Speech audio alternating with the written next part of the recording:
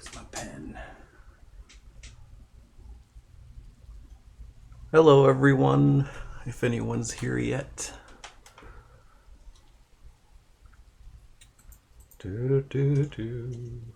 Used my new keyboard shortcut that my friend Jason taught me. Control Shift Alt E.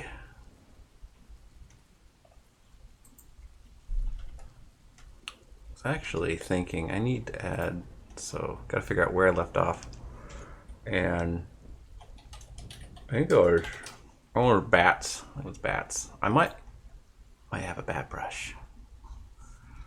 Let's see. Birds. Bird brush.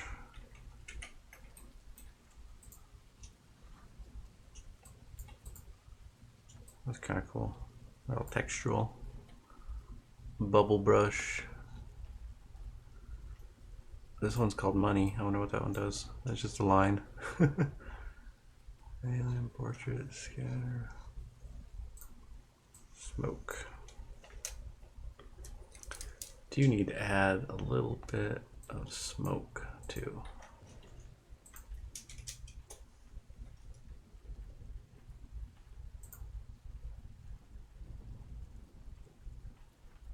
And birds and bats are really not that different, are they? They're all just good friends of ours. Let's see, we're gonna use bloop. I'll probably just use my regular chalk brush for my bird bats. I want to think of a path. Like, do I want to have them kind of, hey, Upgrade, welcome back. I was thinking having the bats kind of running along a spline, sort of, along here. Yes! I've added some new things to the stream, some new rewards and stuff too. So hopefully that'll be cool. Whoa! First one! I literally just started. You're the winner. You get bonus things. Let's see if I remember how to type this. Bonus. Upgrade gaming.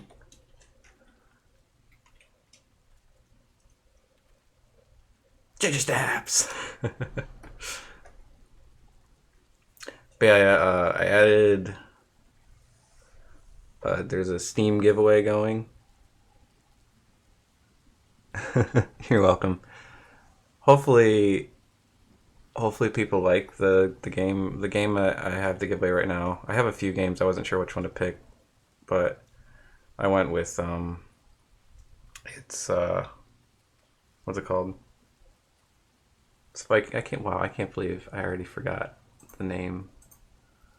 Where is it? Giveaways. Oh yeah, Banner Saga. Yeah, I'm giving away Banner Saga for Steam. So I don't know if people like it, but free game. That's good, right? It has beautiful artwork. That's for sure. I need to get a little closer to my screen here. I was just looking up some bat references.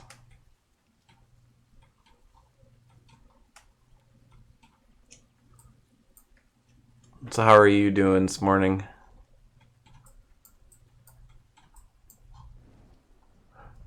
Yeah, so basically the giveaway is just like you just put points into the system. It's like 20 ginger snaps a point, and then whoever puts the most points in probably has the more chance of getting it, I believe.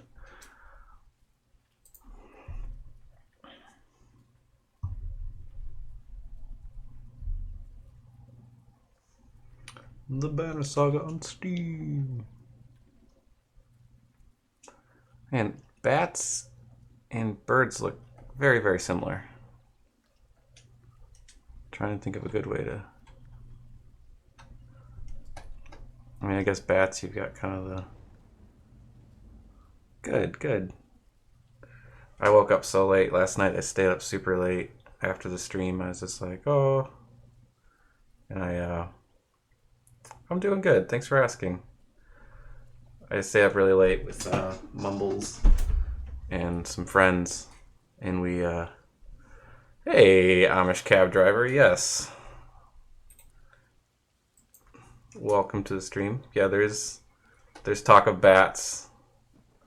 Just trying to figure out where they'd be flying.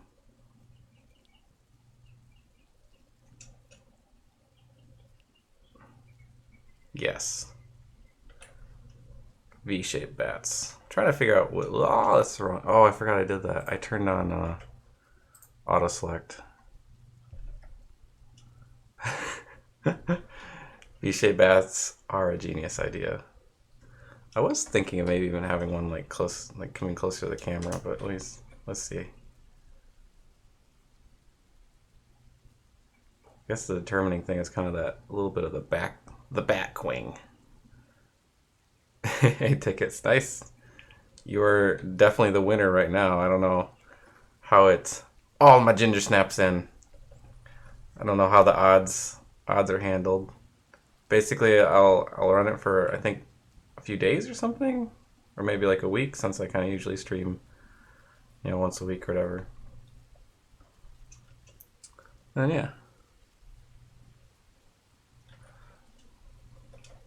yeah, I think having them kind of close, coming towards the camera would be cool.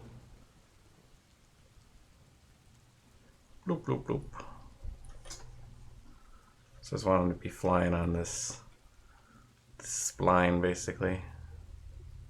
These are like subtle M bats.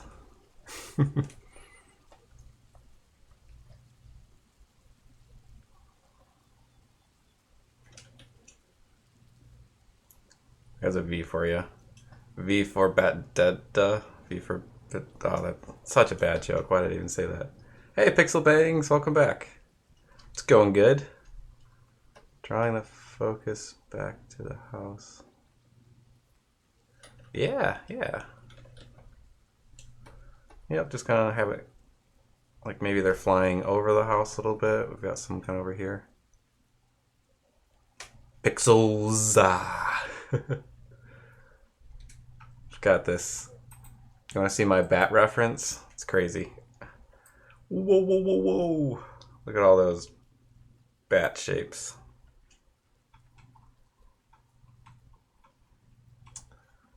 To kind of do a little bit more of a little separation, like maybe like almost like an N. We got W's and N's.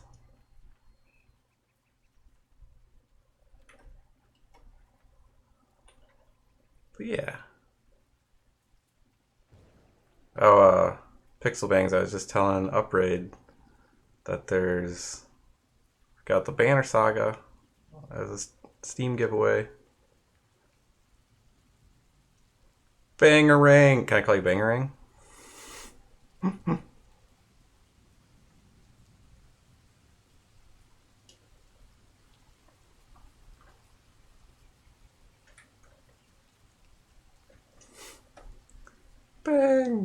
Bangs-a-rangs. Oh, now I want to watch Hook. That sounds like a good thing to do. Amish cab driver, you missed some overwatching last night.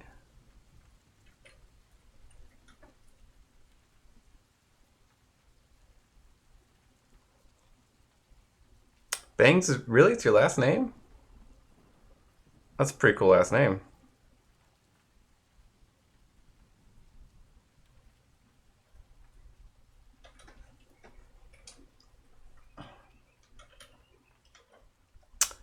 Bangarang! Hey Boba, welcome. Welcome.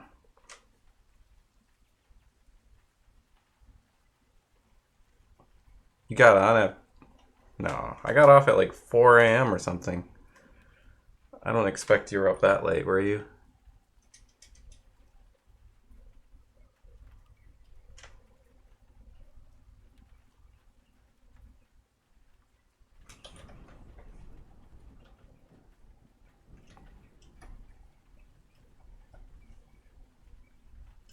Blip, blip, blip. Bats have a little more of a central core here. That one looks a little more like a bird. Eh.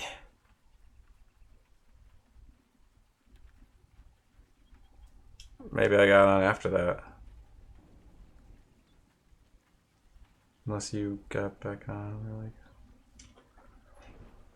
I don't know. It was just sea bass and us, a group of us. I'm gonna do Inktober after this.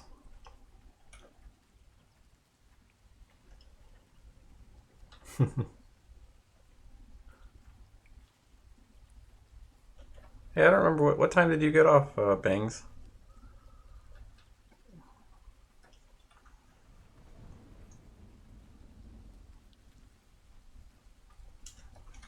I don't remember. Probably gonna maybe I'll try blurring their wings a little bit.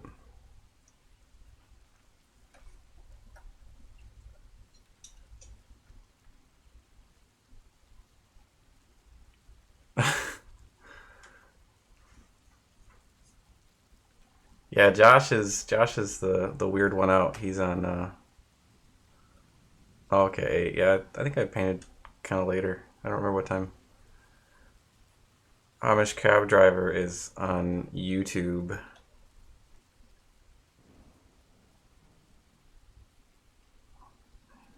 Apparently he's too just doesn't want to be on Twitch. Something happened. Hey, Be Silent Spawn. Thanks for the follow. Welcome, welcome to the I guess we'll call it the Ginger stream.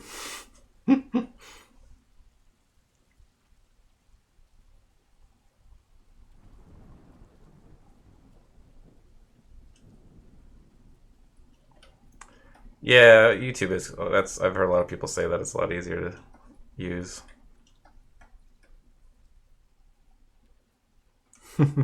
Hello, hello. How are you doing today? Hey, welcome back, Titanic.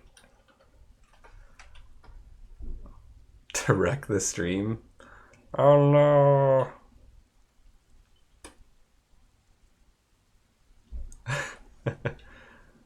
Do we need to add a pie command? So I did add I don't exactly know how they work, but I added a few commands.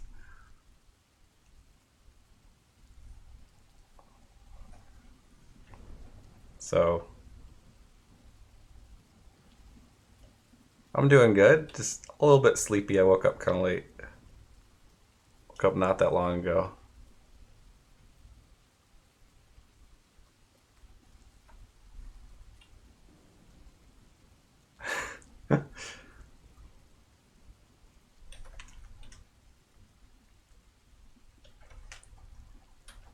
Boop, boop.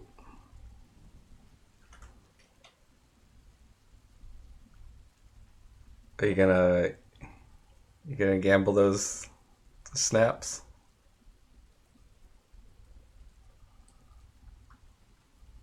Oh my god. Already all in, huh? Uh, it is normal. Nice try, Amish cab driver. Nice try. Aw, Squelchies! It reminds me of, welcome, welcome. Squelchies reminds me of, oh, thanks for the follow, Squelchies. Makes me think of, what was it, Squanchies from, uh, Rick and Morty? That's so funny. Squeakers.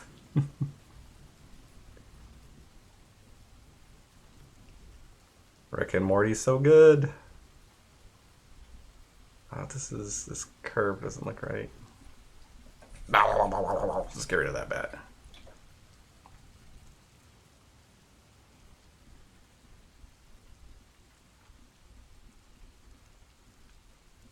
But yeah, Squanchies, the partying brat type thing. Not that I'm comparing you to Squanchies or anything. It just made me think of that. That's all.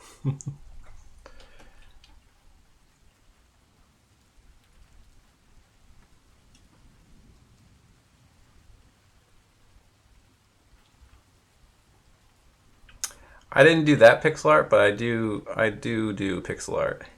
do. Yeah, I've actually done a lot of pixel art. Not a ton of animation, but here, let me pull up my old pixel art project.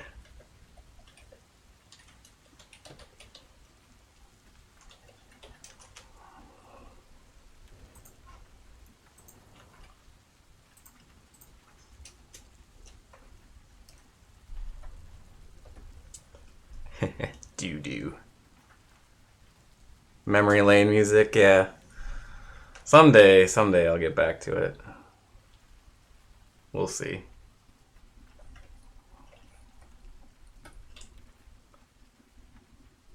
I started working on it. I started working on it recently, but then I had a bunch of freelance I had to work on. So yeah, maybe I'll go back to it then.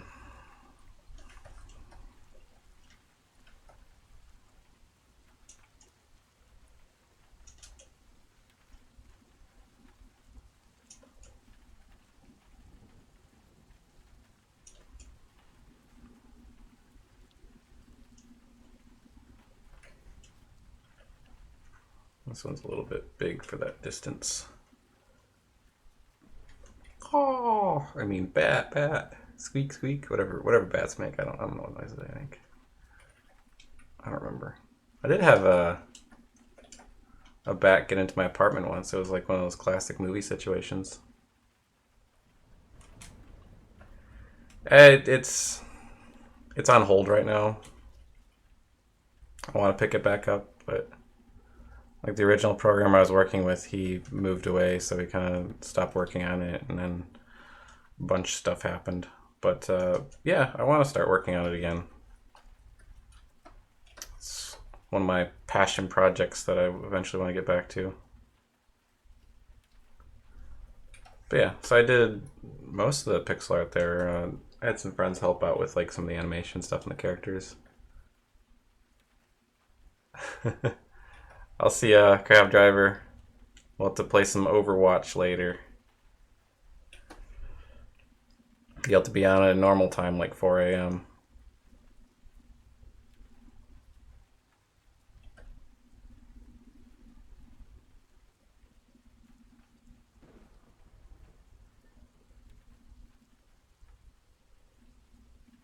But yeah, it would be cool if I could get it released eventually.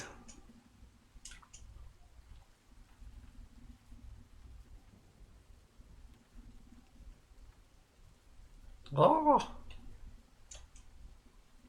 I was looking into like how much you need to be like official Twitch or whatever they call it, where you get the subscriber button and everything. It's a lot of viewers at a time. It's kind of crazy.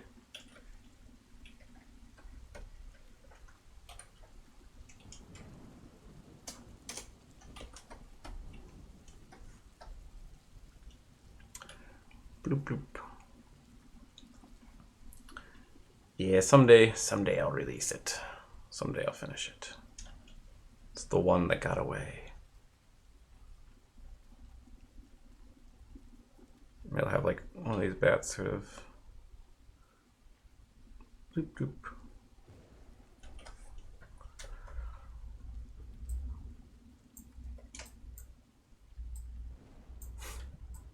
Duplicate.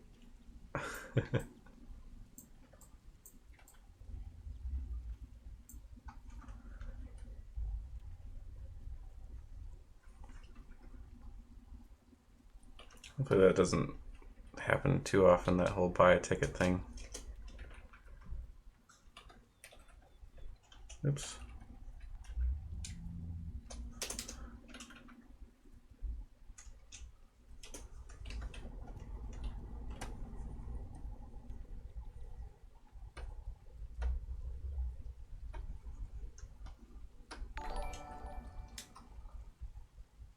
Hey, Adrian Cams, thanks for the follow. Welcome to the stream. How are you doing?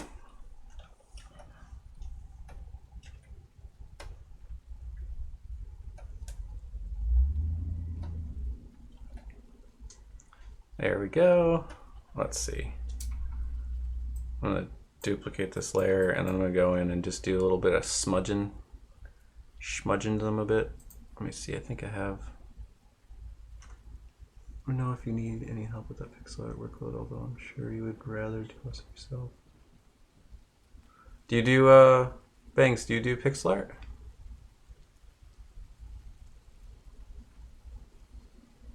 Oh, hey! Concept artist too? Cool. Welcome to the stream, other concept artist. We have a few in here. Boba is also a concept artist. Looking for a brush. I thought I had like a nice smoothing brush somewhere. Let's see, flat wide smudge. No, that's too smudgy. New blur. Yeah, this will work. What kind of concept art do you do, Adrian?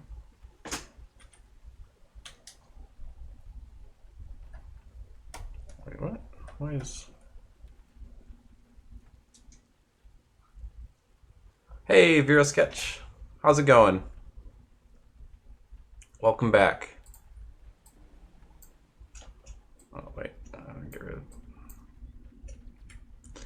What is with my eraser? I have the wrong one. Working on a few projects. Medium. Yeah, sure. I'll definitely check them out. Environment character design. Cool, cool.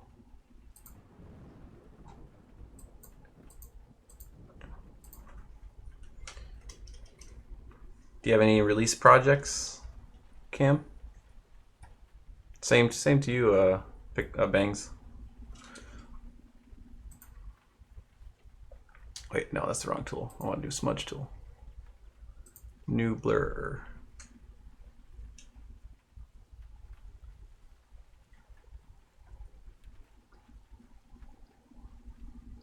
Just want to smooth these out a little bit.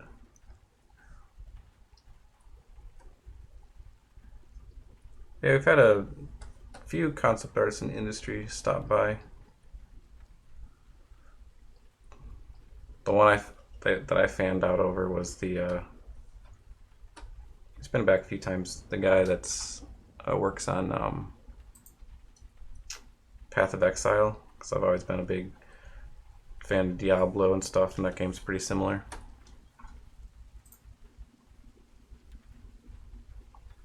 Dungeon Mans. I got some pretty cool stuff here.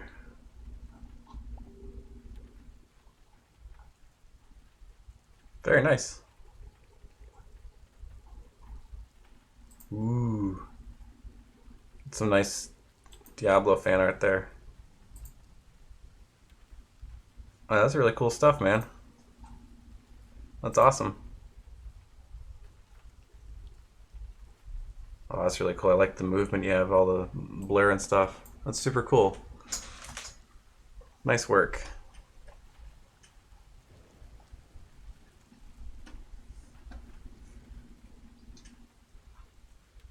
Hey, Jay Birch. My Twitch it's just Random Spirits. If you want to jump on there.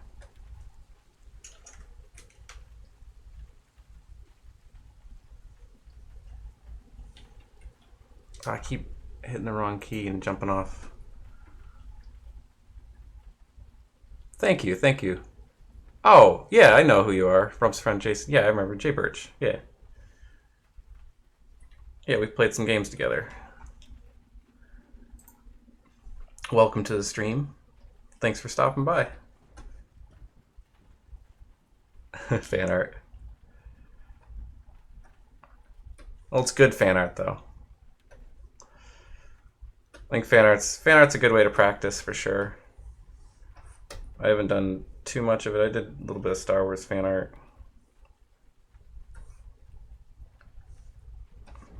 But not too much. I'm probably gonna do a little bit of Zelda stuff. I don't know if it really qualifies as fan art, but we'll see. We'll see how that turns out. Okay, what was I think I was gonna light up this pumpkin back here too. Let me turn off this layer. Kind of been working really slow. Apologize, I've just been, it's not my normal working speed.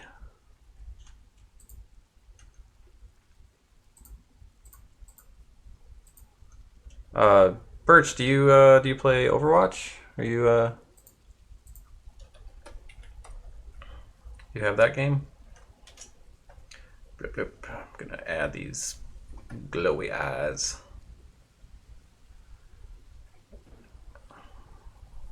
That's probably good. Let's see if I remember how I did this yesterday. Then I did, I think, I had like a glow layer that yeah, here it is. So I did a hard light layer over top of that. Whoops, that's not right. Weird.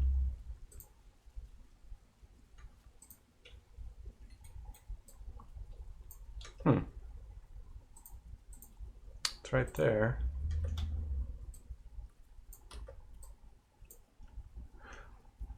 Do I have, I don't know what's going on. That's weird. Maybe it's not bright enough. There we go. Now it's bright enough. Yeah, there we go. I just had the wrong color selected.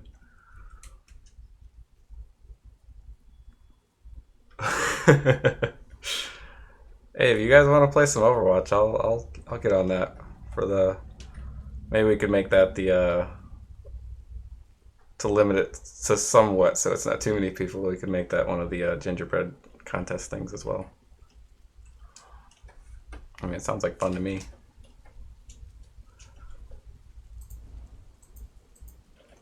What layer is this? I'm trying to keep losing track of all my layers. Oh wait, this is. I don't even know what layer that is. Glow, fog, glow. I'll just make a new layer. Wait. Yeah, this is the right one. There we go.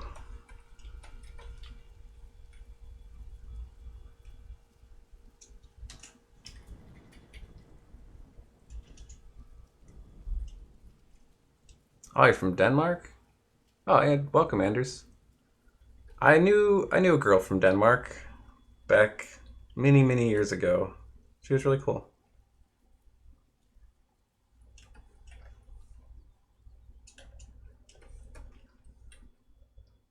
What time is it? Are you in Denmark right now, or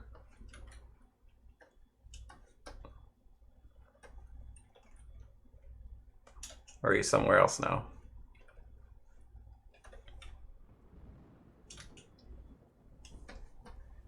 I don't know if I asked everyone where they're from. I don't know if people want to divulge the information, but if you do, if you want to let me know where you're from, that'd be cool. I'd be interested in hearing. Oh man, 9. It's a bit of a time difference there. It's 3 here, or I guess 15, 11 or whatever.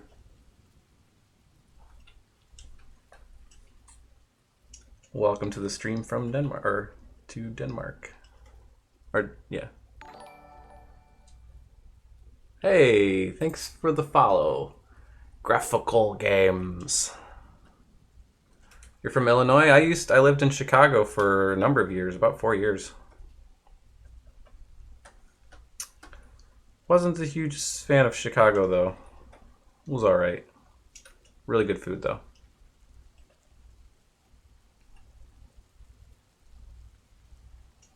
I don't know if I'd go back though.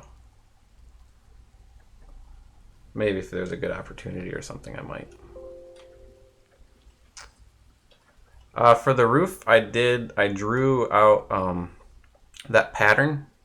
Like just basically, oh, Arkansas. I've never been to Arkansas.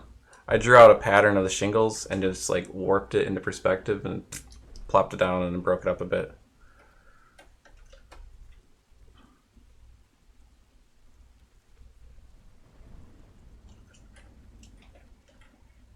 I'm just kind of hitting a few little glowy spots here.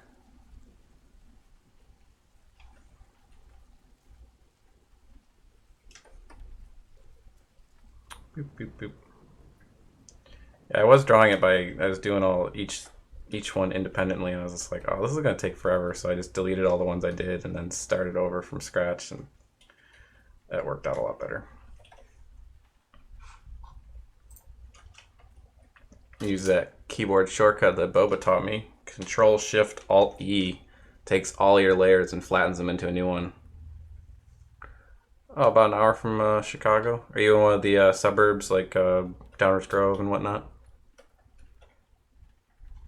And then I have this other brush I want to use. It's like paint something. I'm just using some new brushes. Mumbles! Welcome back, Mumbles. Where is it? Round texture? No, that's not it. Moving to Oregon. Oof. I've never been there either.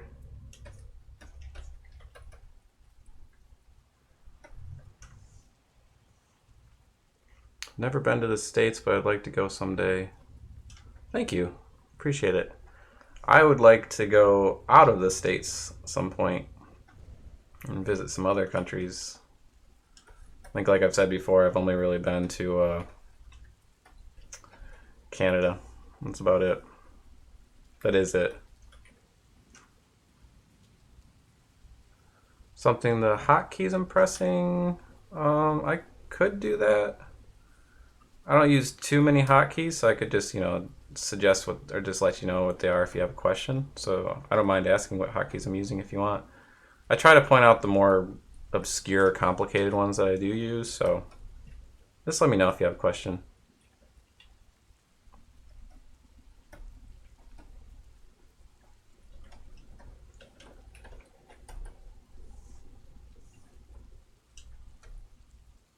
Mumbo bumbles.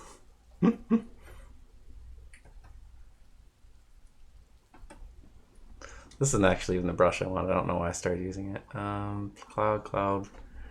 There was like a round. It was really good. I can't find it. No, that's not it. Oh, that works pretty good too, though. I'm just playing around with some texture and stuff, seeing what. Hey, thanks for the follow. Let me see. I can't see your name. There we go. Anders, thank you for the follow. Welcome to the ginger team. You can be an honorary ginger if you're not a ginger. And you can have ginger snaps even if you're not a ginger. It's okay. There was paint. Maybe this is the one I was looking for. Yeah, this is it. This is the one I wanted. It has like a nice... I wanted to add some soft edges to some stuff. This is the one for that.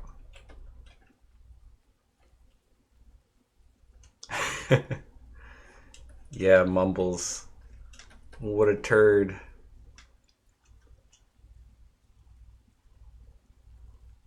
You didn't get a beard?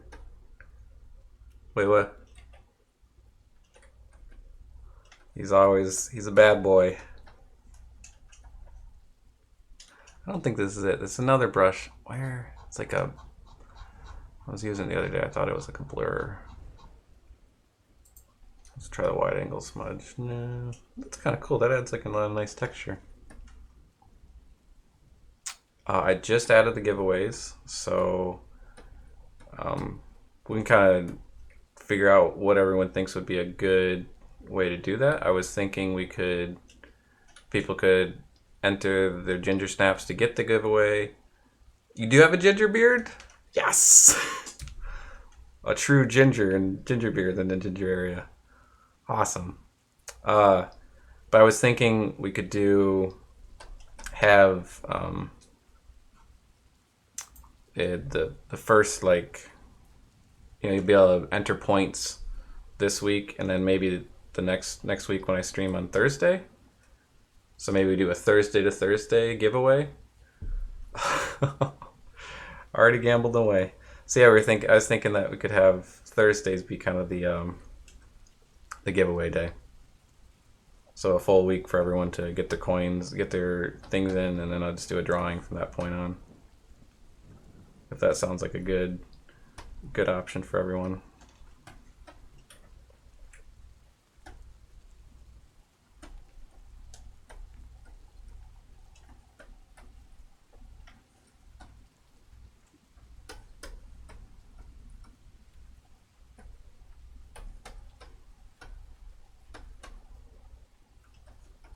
But yeah, let me know if that... Okay, cool. Am I impossible to catch? Time to save the snaps. The challenge is... Hey, Striker, welcome back.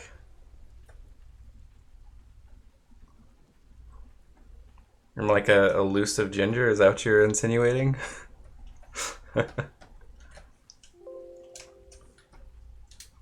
Keep having to click manually on the button for the smudge tool, which I hate not using shortcuts, so I should probably set up a shortcut for that. I did set up a shortcut for flipping the canvas, but I haven't really felt the need to do that in this painting. I probably should, but being lazy.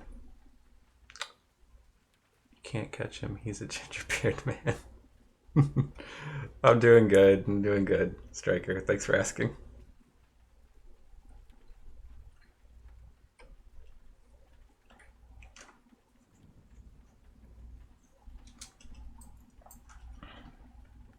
Let's see, I was gonna do... I can't remember all the stuff that I was gonna add to this painting.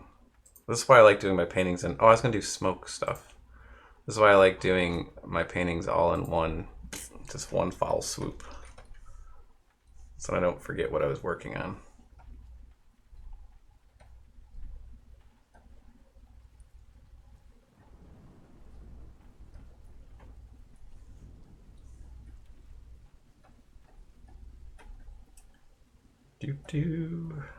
Get some smoke in there.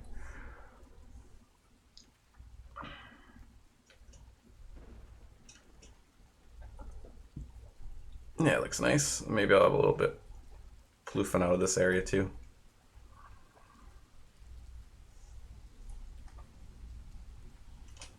I was hanging out in someone's stream the other day and they were saying that they lost like 10 pounds since they started streaming because they forget to eat.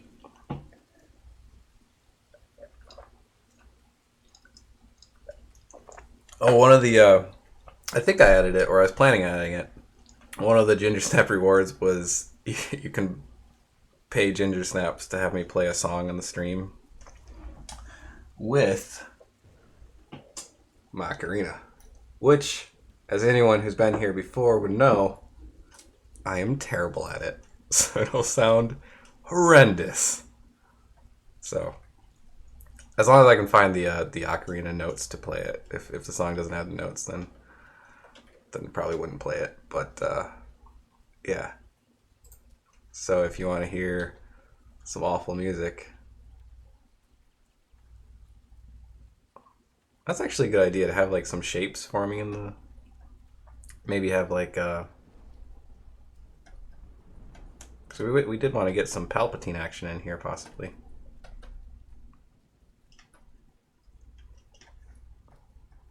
$24 Ginger Snaps. You're supposed to get like 100 or 50 or something for subscribing, but maybe that's not working. I don't know what why that wouldn't be working. It should be.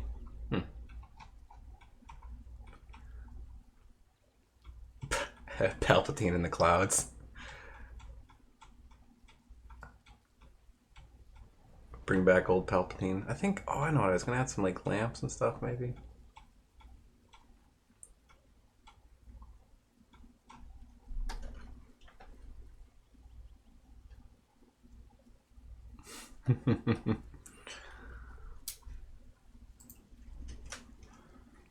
Palpatine. We'll toss him in there for a second.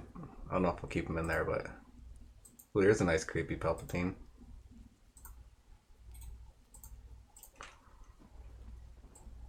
It's perfect. Blended in perfectly.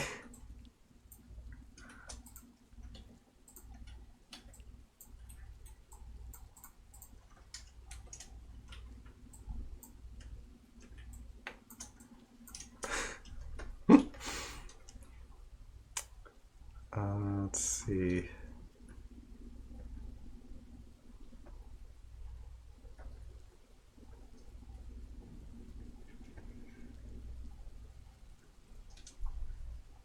There you go.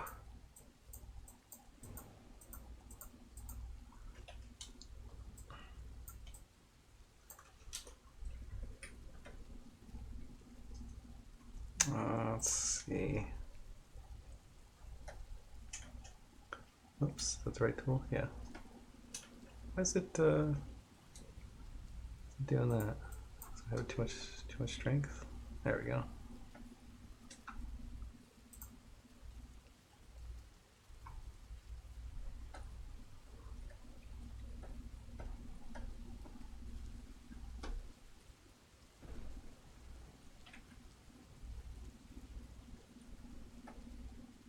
Oh, I see what it's doing. That's why it's confusing. So this brush is doing some interesting things. We'll have him kind of, so it'll kind of be blurring away. I'll see, if I can get him hidden in there enough, I'll leave him in there. If I can't quite get it to kind of,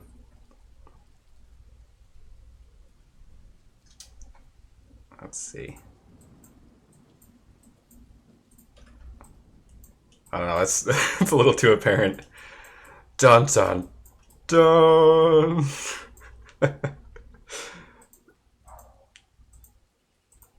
If I leave it super faint, maybe.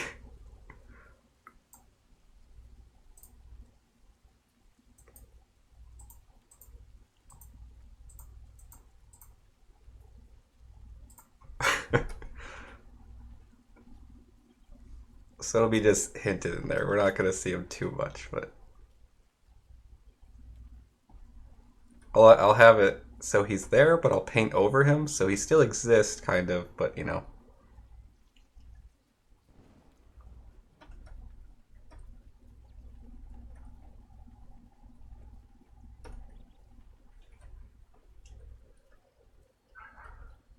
Oh man, Maximum. You're rolling in the.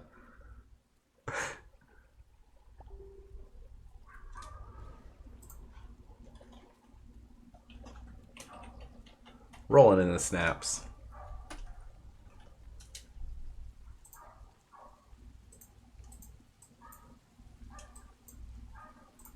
Oops, I turn that down a little bit. Let's see. I think I was gonna add a little more smoke, maybe.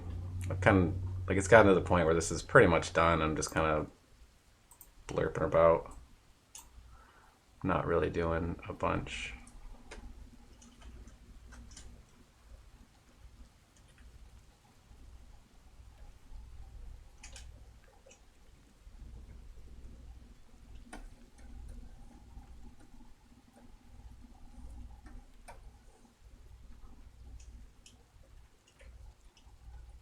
Bangs, yeah, I've done one game jam before. It was a lot of fun. It was a 48 hour game jam.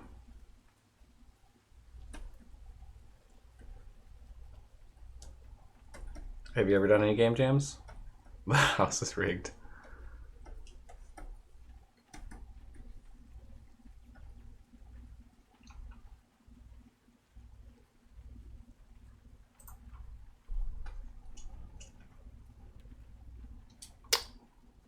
Game jam is basically um, just a group of people get together and you have an X amount of time to create a game. So usually the game will have a set theme or something like that.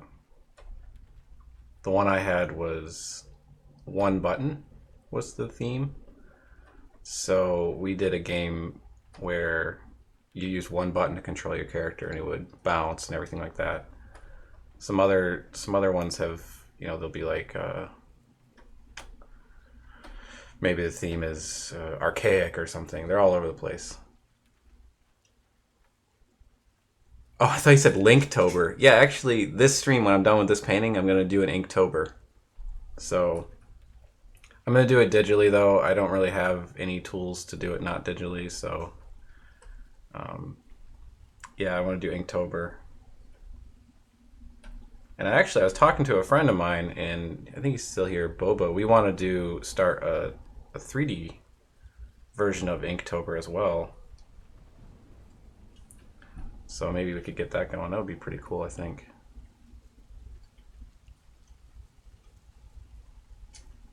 Where's my regular brush? I've never done Inktober before. What is Banner Saga on Steam? It's a game. So if you look up Banner Saga, it's a game on Steam, and everyone can chip in points using the Ginger Snaps, and they can win the game on Steam.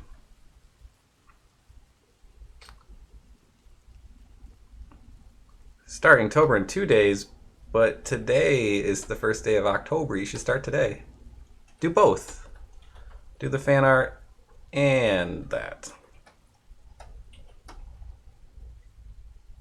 You can start right now. Well then, cool, Striker. Then you can put points into it, and what I'm gonna do is on maybe either, since I started it today, we could do a week from today, or maybe just start it. Yeah. So it's gonna be in a different month than Inktober, and you do like a daily 3D thing. But yeah, back to the reward thing. So you just put points into there, and then we'll draw a winner after about a week, I think. You'd rather save your points for gambling. So yeah, we'll draw the points out, and then whoever, I think you get a percentage chance of winning based on how many tickets you put in. So the person with most tickets in gets more of a chance of winning. And then yeah, all you do is just give me your email, and I'll send you a Steam code for the game. And I'll probably keep doing that. Is have a few games I'd like to give out. Hey, Daniel Vanderbroek. I don't know how to say your last name, but welcome back. Welcome back. And yeah, occupied I'll draw 3 Inktober pieces in 1 day. Okay, fine.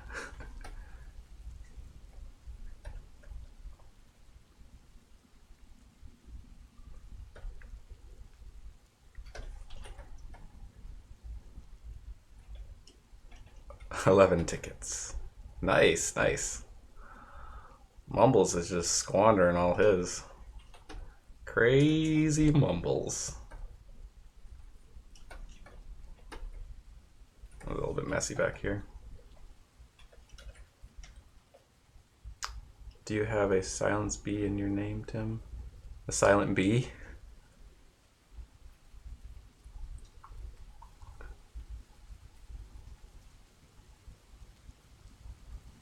No, I don't have a silent B in my name. 4-on-4 error. Nice.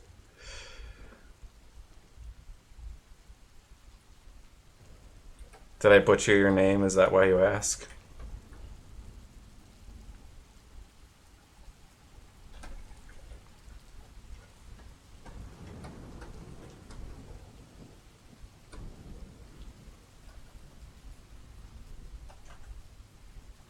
And if anyone subscribes and they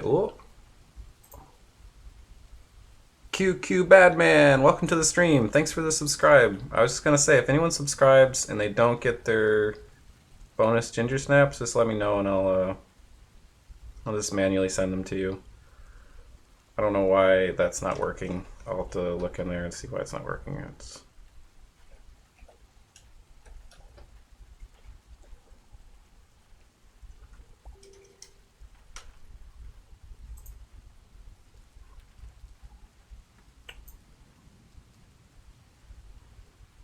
You didn't get yours?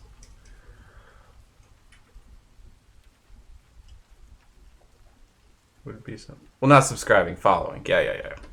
I don't have enough. I'm way too much of a newbie for a subscribe. This house must be cracked up a crazy high electric bill. As we discussed last night, these are all candles, so this house is going to burn down at any second.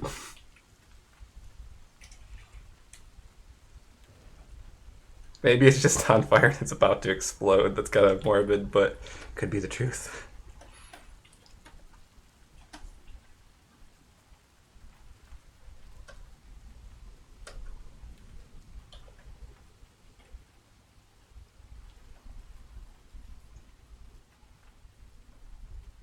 Maybe there's some kind of crazy thing happening there. That's a really great icon.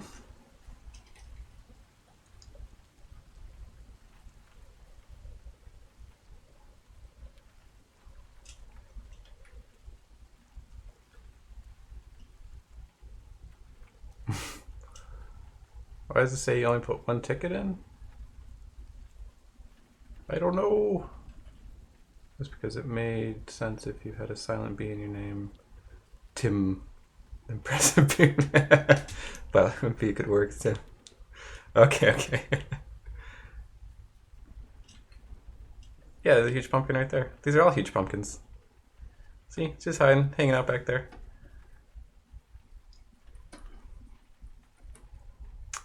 If your tickets didn't show up, I don't know why that wouldn't work. Maybe there's a delay on it, but if we need to figure out that stuff, I can can help you out after the stream, and we can figure that out. I don't know why it would be doing that, but it's all new, so I apologize for any kind of errors and stuff that happen. Mumbles is probably stealing them and gambling them away. Oh my god, Mumbles.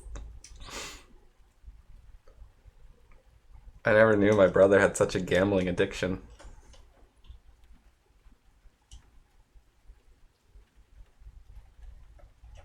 Okay, yeah, we'll figure it out. Just yeah, message me after the stream.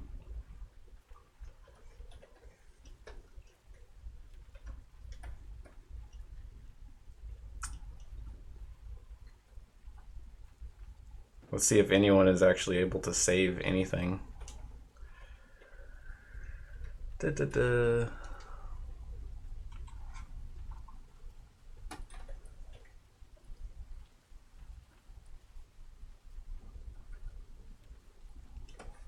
It's kind of breaking this up a little bit. Doesn't look so continuous. I want to make it look discontinuous.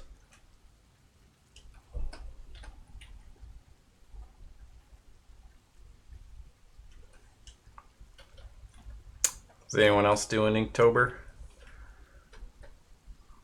Is anyone else going to join me?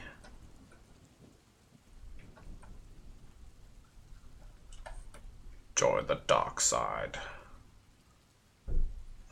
Though I guess it used to be considered cheating if you did Inktober and you used digital, but now the guy who started it, it's actually officially allowed to do that.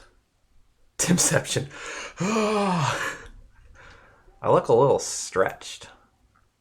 Oh, I am stretched. My camera's stretched out. I lose a little bit of weight here. I think that's probably more my. It's more my size.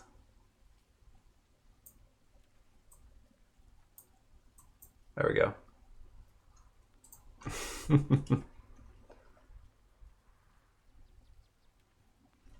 You don't have to do. That's just the subjects are suggested, right? Because I was gonna do. That's if you can't think of anything. I thought, but maybe I don't know the rules of Inktober that well because I haven't done it before.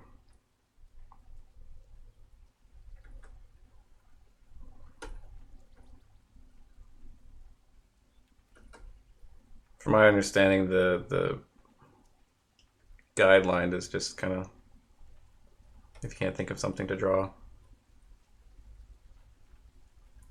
But I don't know such things. I'm a newbie in the area of Inktober.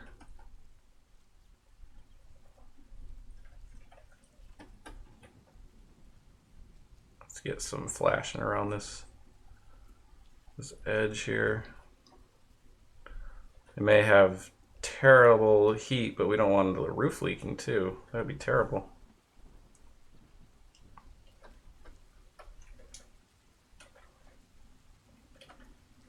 Put a little bit here too. The carpentry side of me is coming out.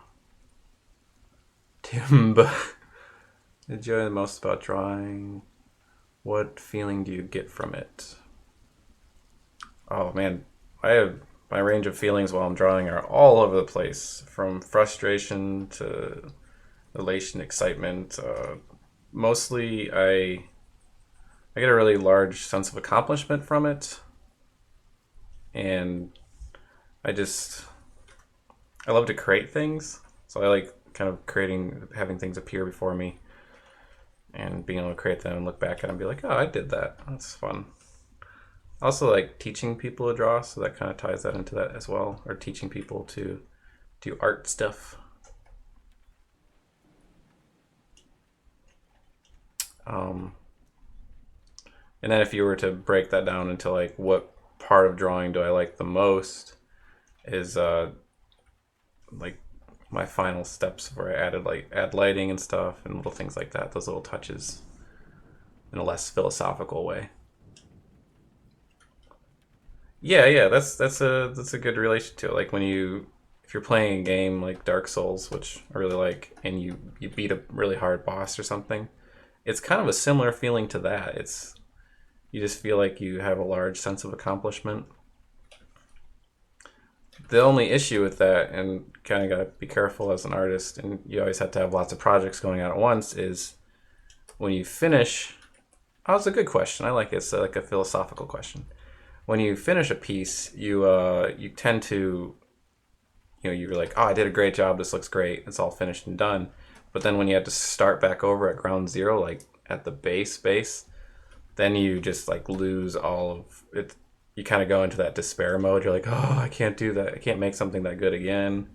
Or you go the opposite one where you just don't like what you made at all, and you can get frustrated with that. So I like to have a few projects going at the same time, so that I don't have kind of that dip down into despair of not having something complete, which I don't usually get. That my main issue is like partway through a painting or project where it just looks kind of like poop, and I don't like it, and that's where I have my issues. Like I'm just like, oh, this will never be good. And as long as I can fight through that, I usually turn out with a okay painting in the end. But getting past that is difficult. It's very difficult for me sometimes. And then doing that on a stream sometimes can be really hard too. That's usually why, like, I've had some where I've started from scratch, and others where I've had partially things done. Yeah, I remember that centaur. Yeah, and Striker, that's great. Like that's a huge part of growing as an artist, is not just having like a good successful piece, but looking back at a piece and being like, I can do better than that, and I want to do better than that. And that's great. It's kind of like training your eye to see differently, and not necessarily always like being like, oh, this is a super successful piece or something. But yeah, having your eye be able to understand what can make this piece better or what can make the next piece better. And I think that's why it's really good to not focus on a painting too long. Like for me, this is a pretty long time in a painting. I always like to kind of move on, go on to the next one. Spoopy scary. That's a cool pixel skull. Did you do that? I mean, your name entails some. Grow beard now. I mean, I don't even know if I didn't twirl my mustache or anything today. What was I gonna do? I was gonna do some lighting on here.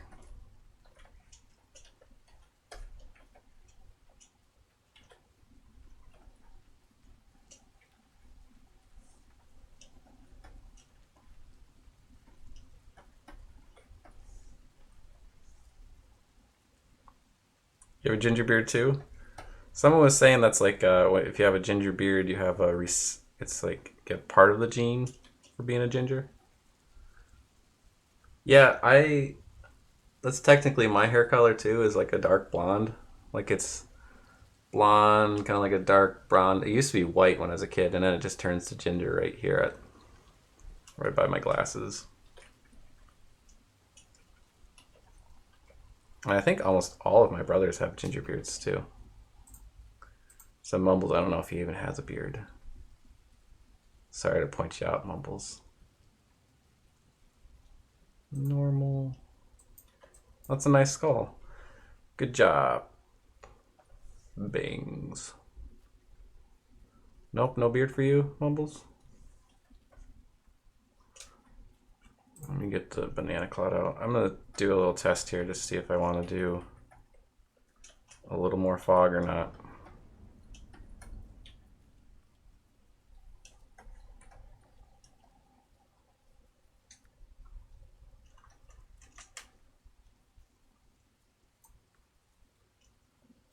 There's still hope, right, Mumbles? My condolences.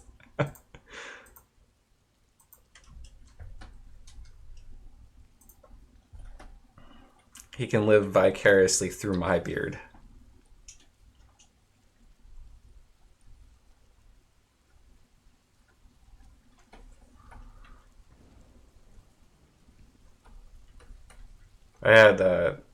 I'd grown the beard out and everything, and I hadn't trimmed like this little mouth area at all, and eating was really difficult.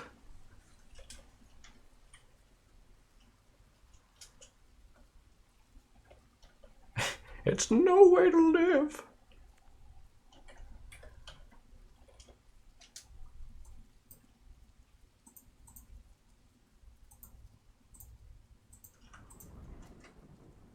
Let's slide this color around.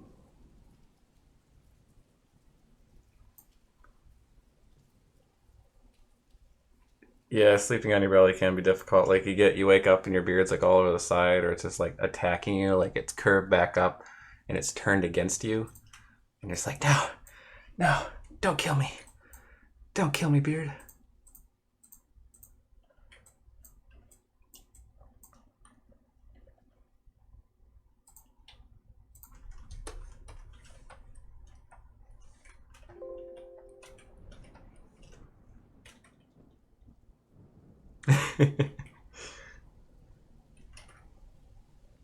Liar.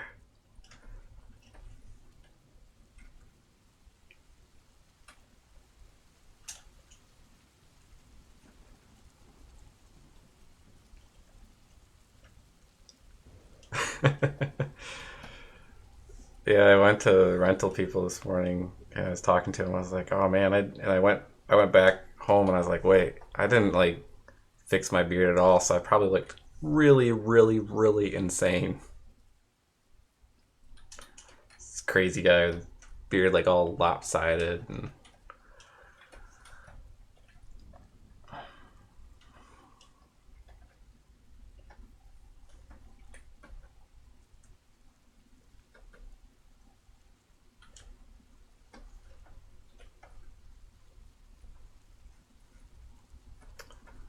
mumbles. You just don't understand. What about a mustache, Mumbles? Can you grow a mustache?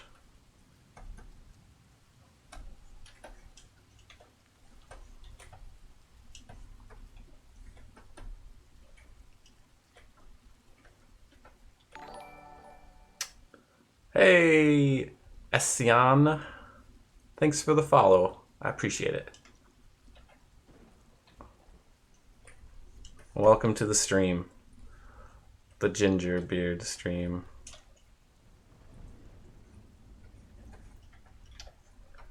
I didn't name it. It was named by the community.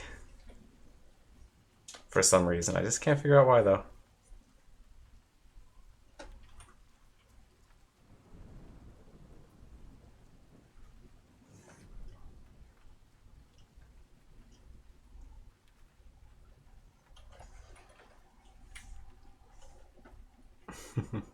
Nothing.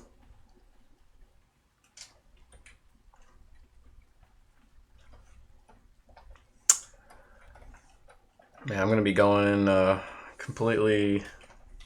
I have no idea what I'm going to be doing for Inktober. Just going to start it randomly. Well, not randomly, but when I'm done here.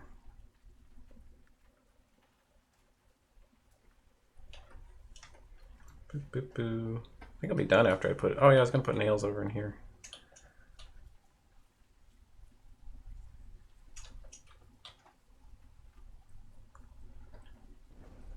Living a lie, Mumbles. Living the lie.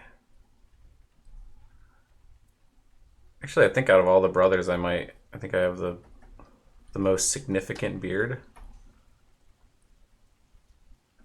Correct me if I'm wrong, Mumbles, but hey, Joe 1121986, welcome to the stream. Thanks for the follow, I appreciate it. Getting a decent amount of follows here. I was watching Eric Paints on his stream, and he does like 6 push-ups per follow. I was like, oof.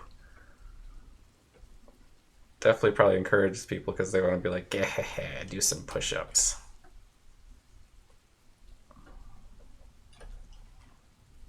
And then he just hit 1,000 and a 1,000 followers. And I was like, oh, you should do 6 push-ups per follower right now. He didn't seem to be on board with that.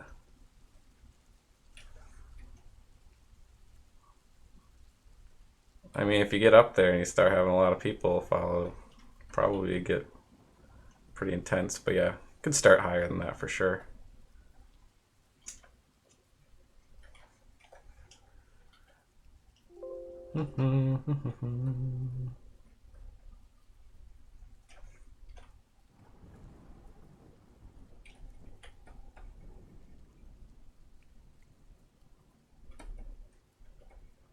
Only 6,000. It's basically killing someone if you suggest something like that. You got a smoking gun in your hand. You're the one that destroyed them.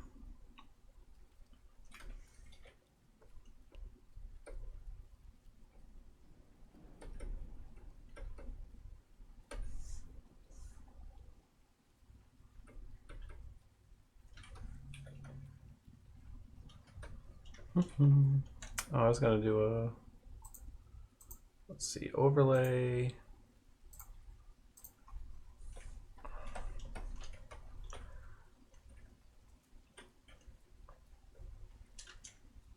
I just want to do a little bit of the lighting pass on a little bit here. I'm gonna turn this up a little bit. Gonna go lurk mode for a bit because you're drawing. Okay. I'll just randomly say your name just to alert you out of your lurk mode. Be like, hey, you there, pay attention. That's usually when I'm at work. That's when I'm on Twitch. I'm just constantly in lurk mode. I'm gonna make a new one and go to hard light, new layer. Hard light's really nice for getting that little pop of glow and light.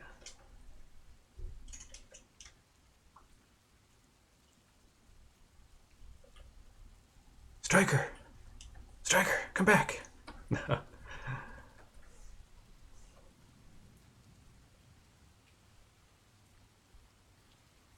Hey, Pickleman!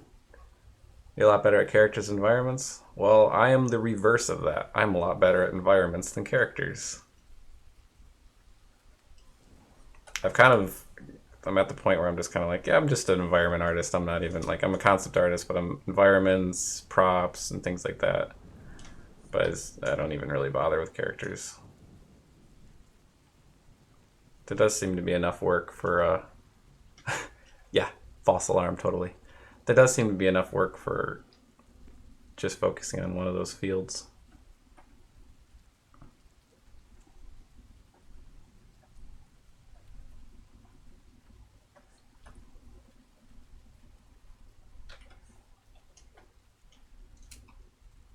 Let's see, I might tone that down a little bit. That's not too bad.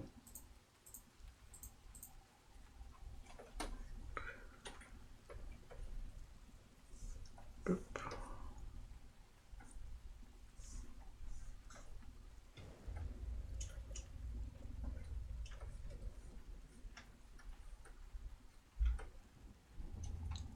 I'm going to do a new layer and do some splatter on the ground here.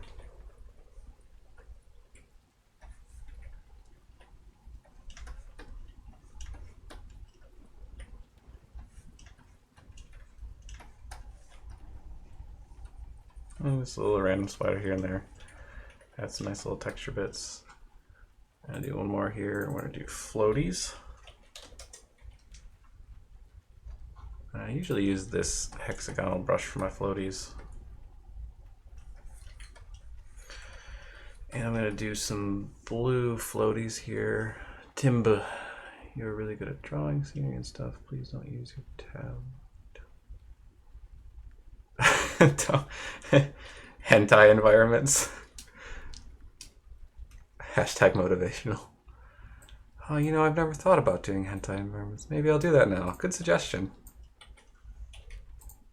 I'm just kidding. Maybe I have like an alt name that I do all that under. But no, I don't.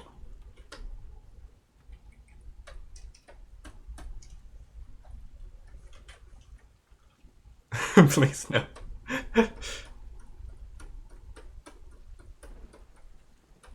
Never thought about it until today, but it's a great idea. No, I wouldn't do that. He's turned to the dark side. Oh, that lined up perfectly. I said I looked over, then you said dark side at the same time. Oh, remember I did that? I changed that setting. Aw, thank you, Daniel. Come back again sometime. I appreciate you stopping by.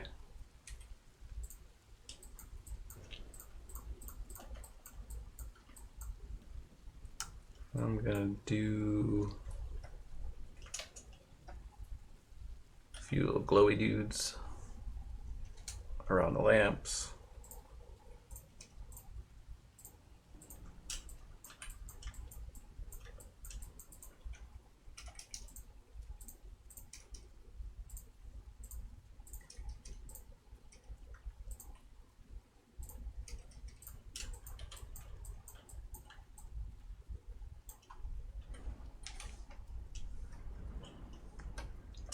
If anyone's wondering, the headrest kimchi here as always, slightly out of view.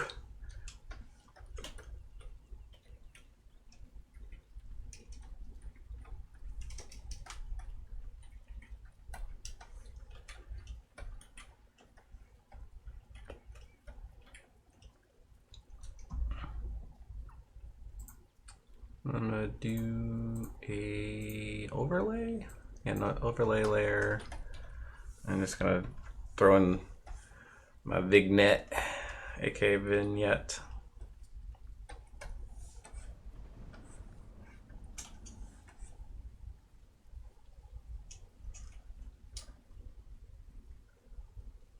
Just really subtle on the top bottom here.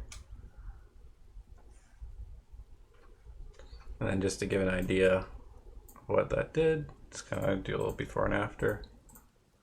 Kind of focuses in the painting a little bit. And then I'm going to do I think we already did a color balance layer a while back. I just want to tweak it. So we could easily, see how fast we can change kind of the feel and mood of this painting? I kind of like it in kind of the red area where it's at right now. Push the yellows, push the blues, purples. Let me just turn that on and off really quick.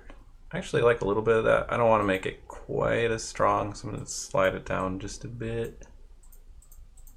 There, just a hint. And I'm going to do a curve layer. Into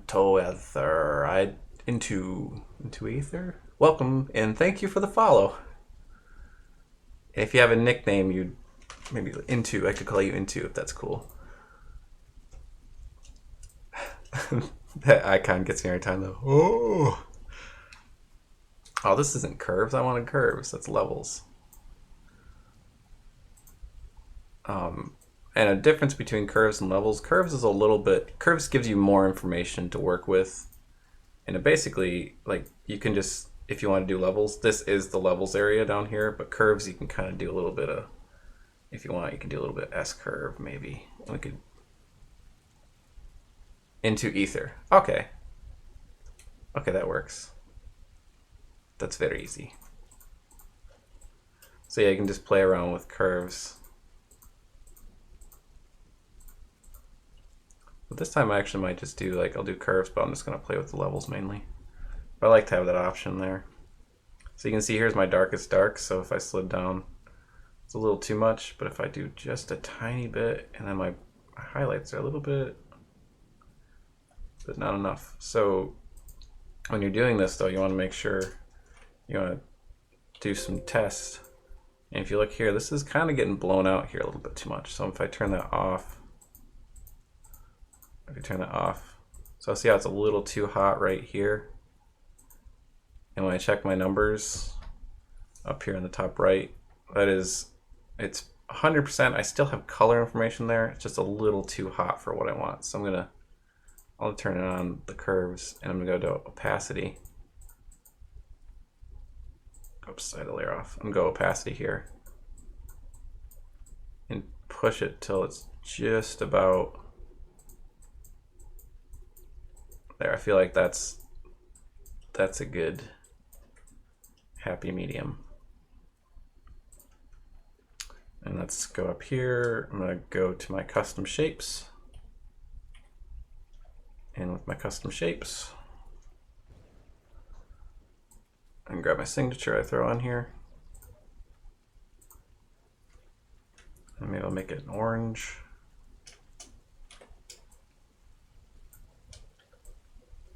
Oops. I don't want the stroke on there.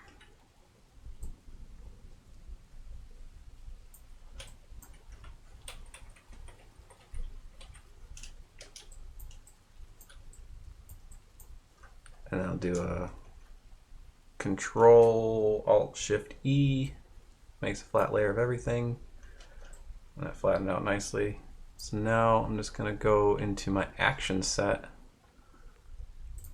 And this is my final pass. Basically this does a sharpen to everything and it adds a little noise layer. So if I zoom in here now and do it before and after, you can see there's like a little bit of like speckly noise over everything.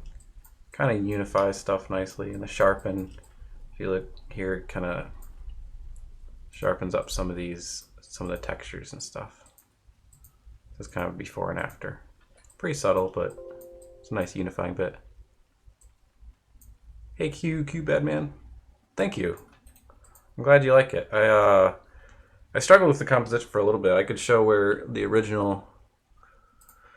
Let me pull up the original sketch. I think it's good to see. Like the original sketch, I normally don't do this. I didn't actually sketch a composition for the first bit. I just did. I focused on the Halloween, the house design. Let me pull that up. So here's the initial idea. I didn't end up going with these trees. They're a little too distracting. I think I'll do another one. Ooh, I didn't add that little. There's actually a few things that I might add still. Oh, I forgot to add crows sitting on stuff. Look at all these things I forgot. No, undo this. Or do new layer. But yeah, that was the original. Let me see, crows. Maybe I shouldn't do crows, but maybe a little signpost or something.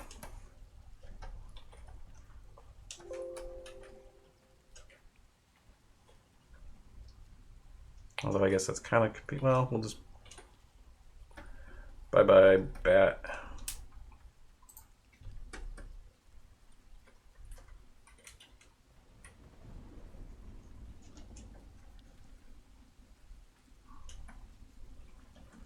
What kind of weather vane should it be? Do like a witch on a broomstick, maybe.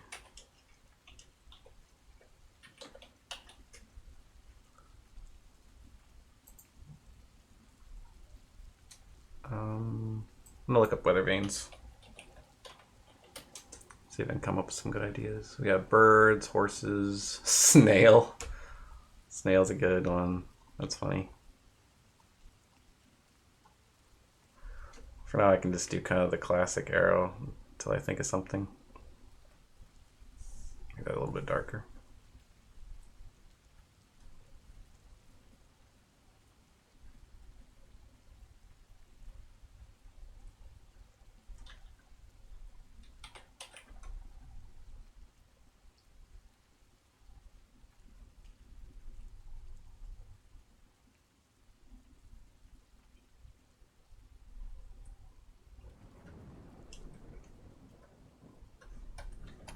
I was gonna do, it's kind of a weird time to do it, but like some shovels and stuff back here.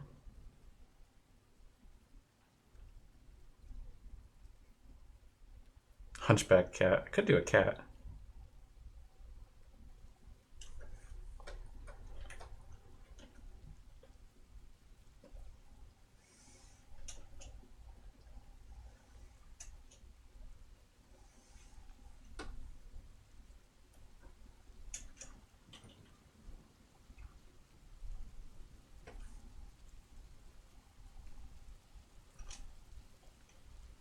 Let's get kind of a blend of these colors here so it doesn't stick out too much.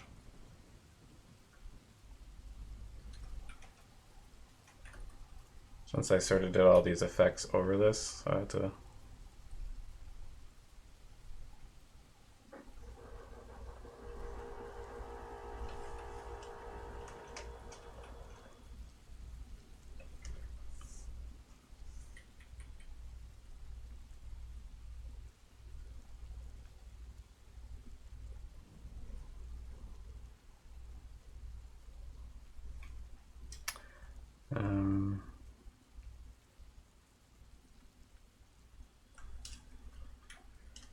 those look a little doofy. Maybe I'll get rid of, I don't know.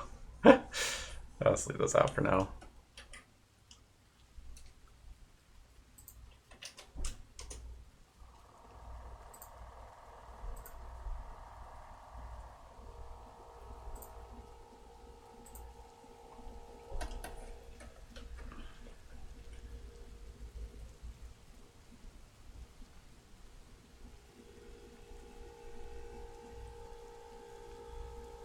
So, little kitty cat.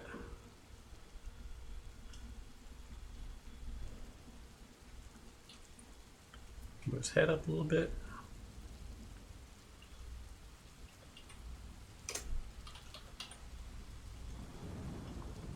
Hey, Strand Pirate. Thank you.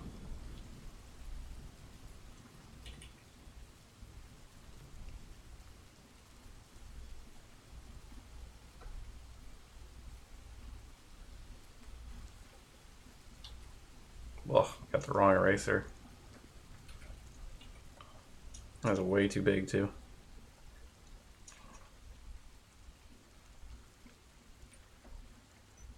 With derpy cat.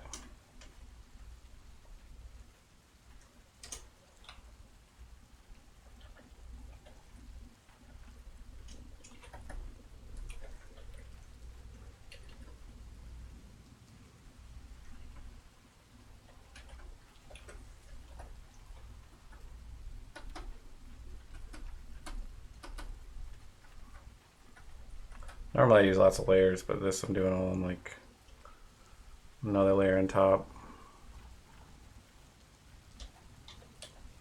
I don't really like that tail. Whoop. There's a funny looking cat.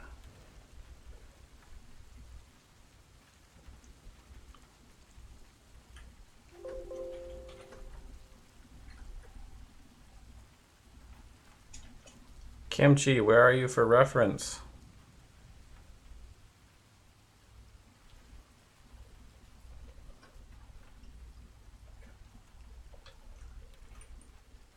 That's a little bit too big.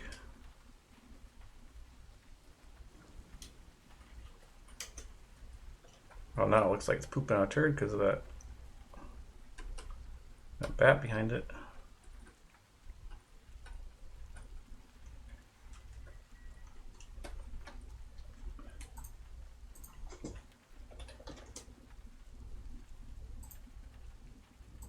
Maybe some ravens over on the side here.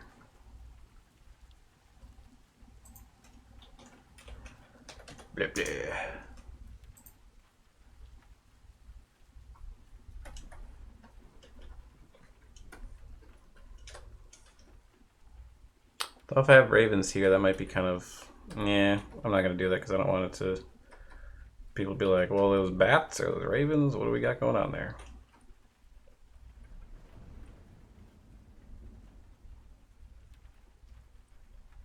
Let's break up these lines a little bit.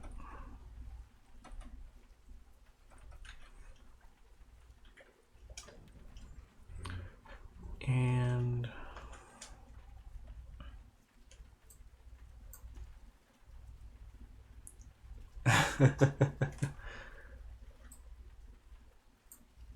Okay, we'll do the final pass. Okay.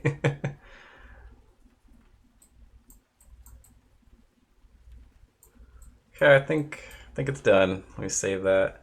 So I'm gonna keep streaming, but I'm gonna switch over to do Inktober. But first, I'm gonna grab something to drink and everything. I'm gonna save this completely first. It's probably a big file. It is. That's not right. It's 3 megabytes. Where is it?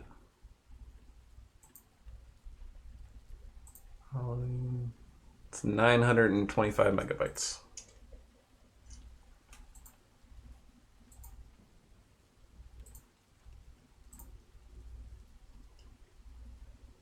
There we go.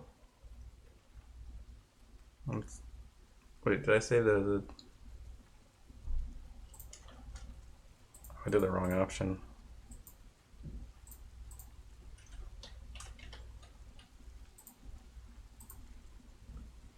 There we go. Final. Let's make sure it worked. Yeah, there it is. Except I spelled it wrong. Final.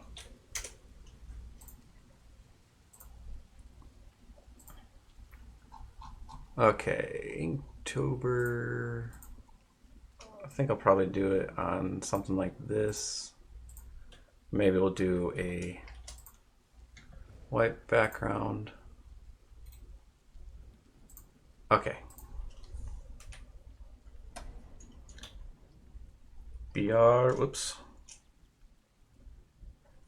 BRB. Probably less than 5. And I'll be right back and we're going to start on Inktober.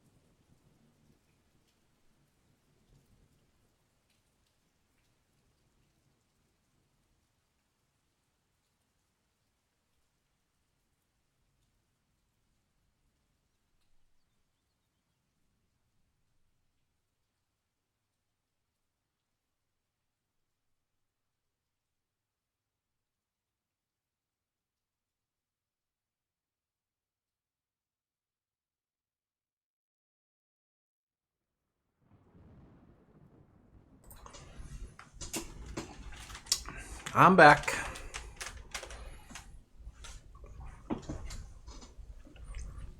Got some food and some apple juice.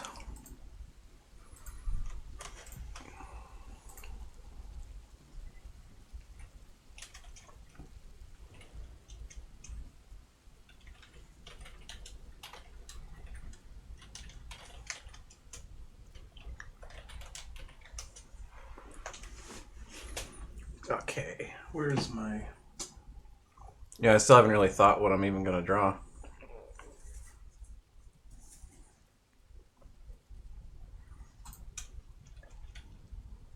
Oops.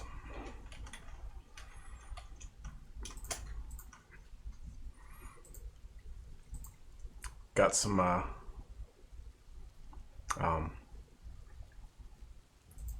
call apple juice smooth juice. But yeah. Let me try. So I was thinking I'll turn off the opacity. Wasn't doing it. Opacity jitter off. There we go. Pen pressure on.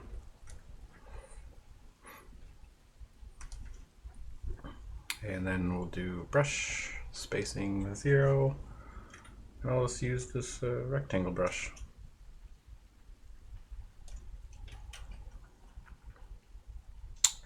Thank you, Mumbles. Whoops.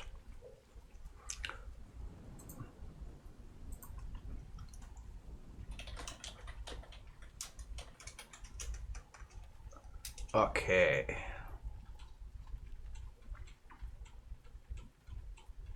Now what to draw? I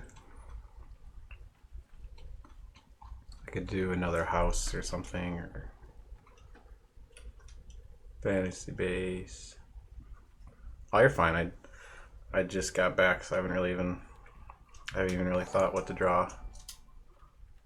Aw, thank you for the follow, Pendulum.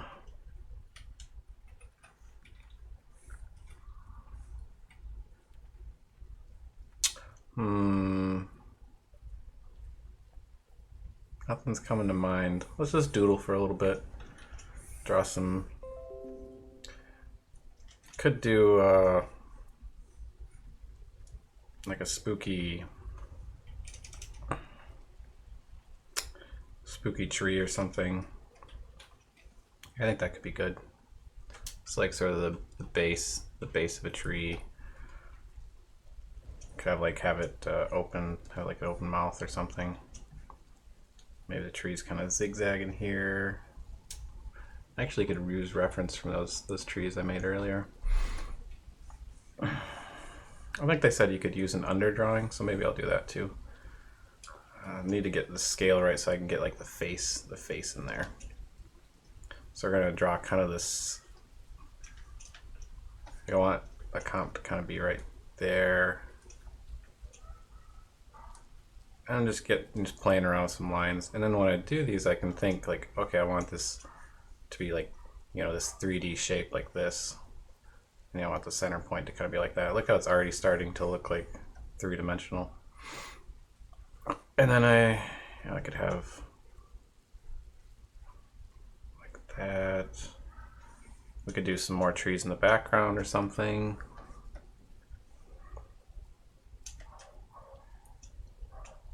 Could make it smaller and get a little more information in there. Maybe a branch hanging off here.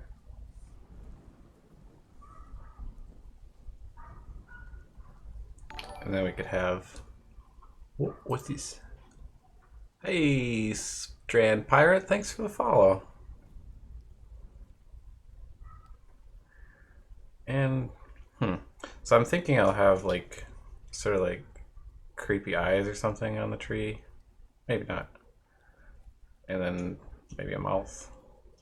I don't know, maybe I'll just... This is what happens when you don't have an exact prompt in mind when you're drawing and sketching stuff. You sort of just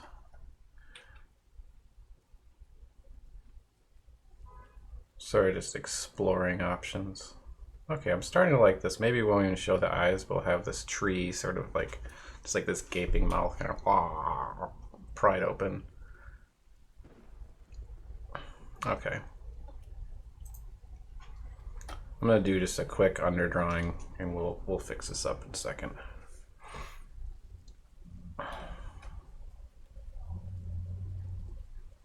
Maybe it could be tree in a graveyard. I know we did some graveyard. Whoop. Oh, so my hands are off the screen, and this is why I don't like touch Intuuses. Kimchi is actually sleeping on my Intuus, and apparently he is doing something with the zoom. He's just laying on it. I'll have to unplug that. I was like, why is my screen possessed? So that was all this Kimchi. He drew all of this all by himself.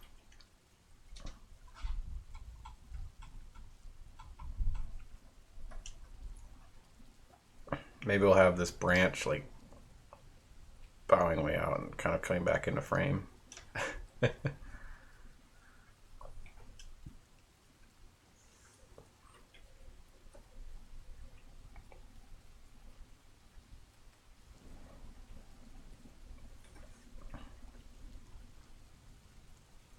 I want this to have kind of that scraggly look to things.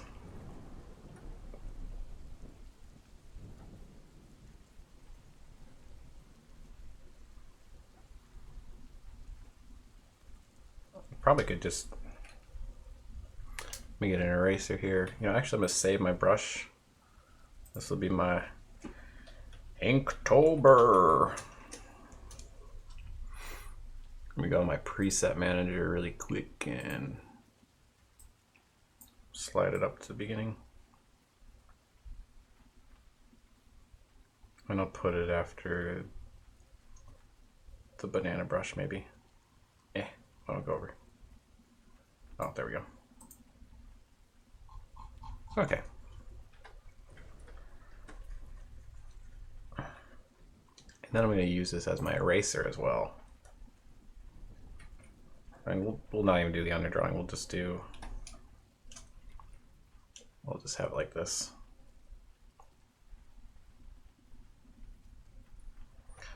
Just erase and add. I could do it all.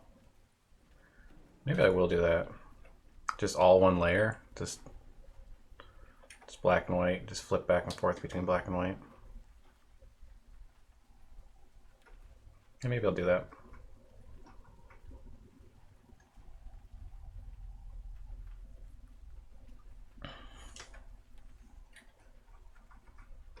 I'm so used to hitting eraser though, that might not work.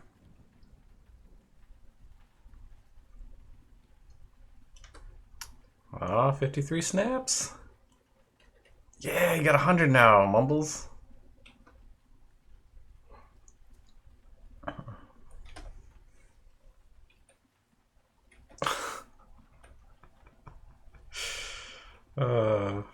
You're ridiculous.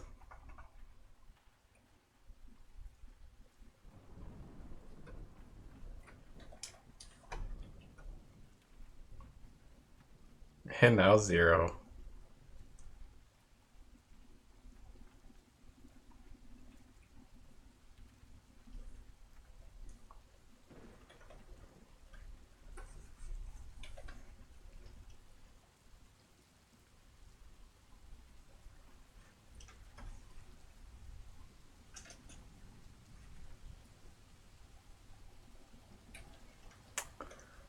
Lost 7. Oh. You guys are just insisted upon losing all those ginger snaps, aren't you?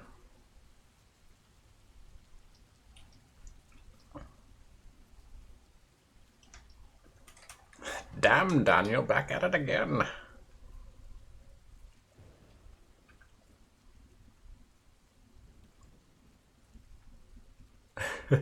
Yeah, welcome back, Dan.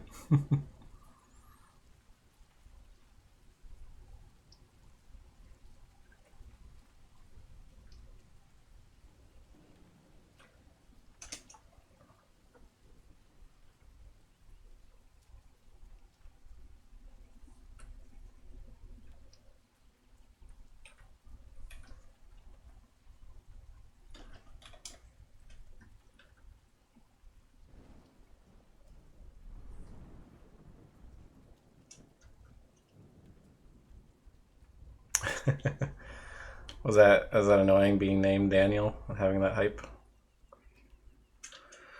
Seems like it would be.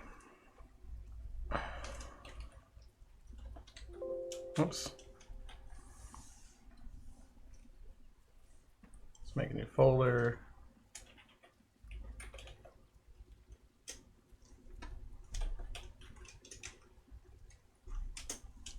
Yeah, I can imagine that would have been pretty annoying.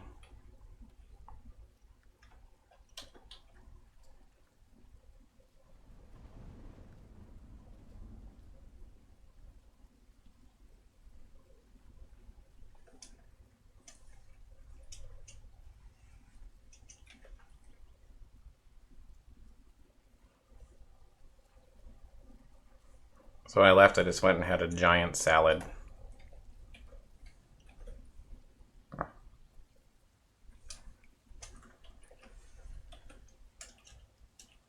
was huge.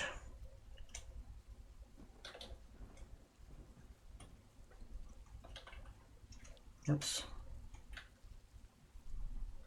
Just put the moon like right there.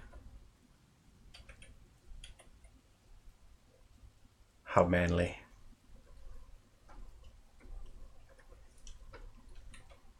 It was a giant Caesar salad.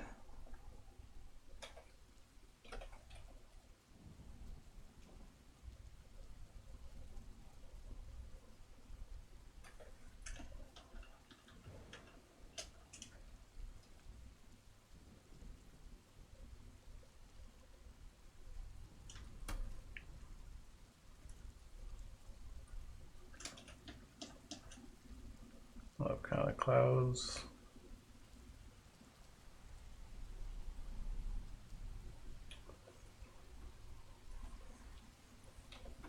I haven't drawn or painted like this in a while, so it's going to be a little bit of back and forth. 53 ginger snaps.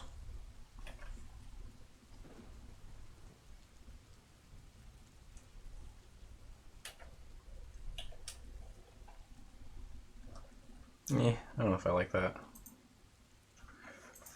I'll do another one really quick.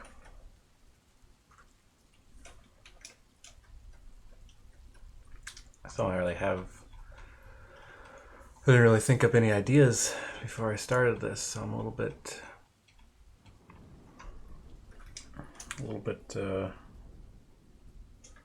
brain farting.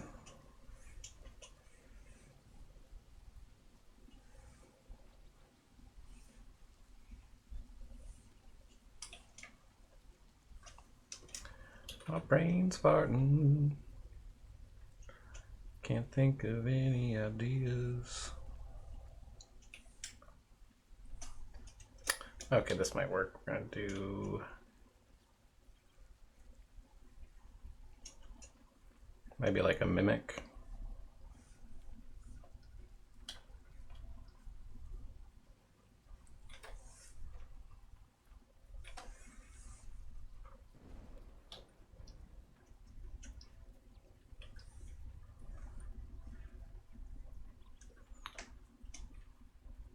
So we'll do sort of a treasure chest here. Let me pop that lid open a little bit.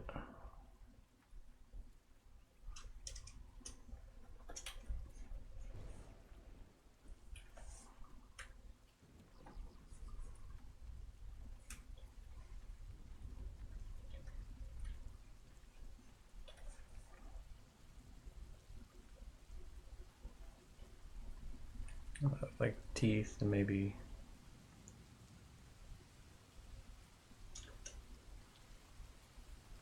hint of a tongue coming out, maybe.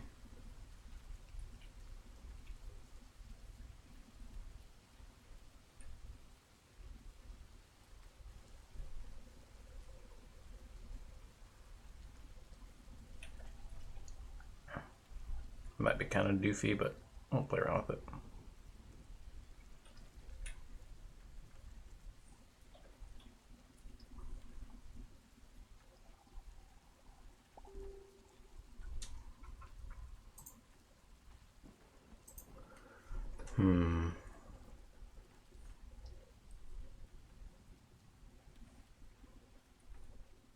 I guess it doesn't have to be black and white. Maybe that's what's throwing me off.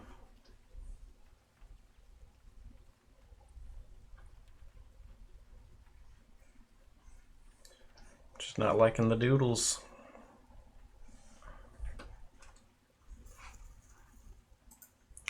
We'll do a few until I find something I like.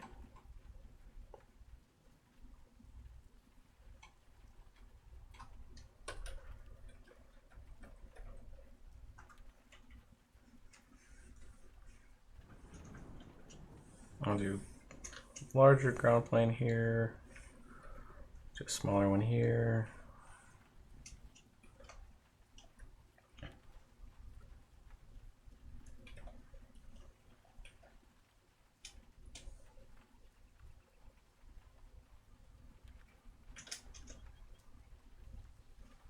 Just gotta think of an idea.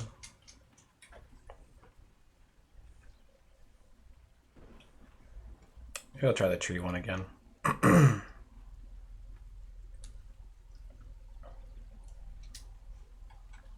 just didn't like the first sketch I did.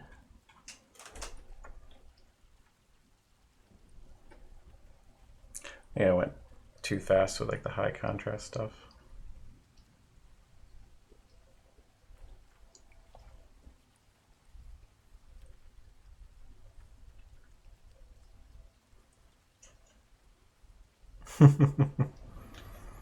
Thank you. Yeah, it's usually I have ideas before I go on stream. But not today.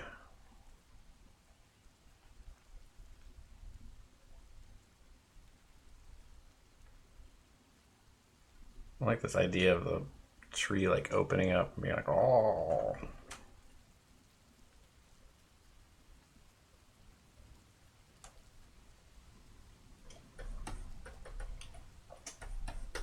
I'll do that.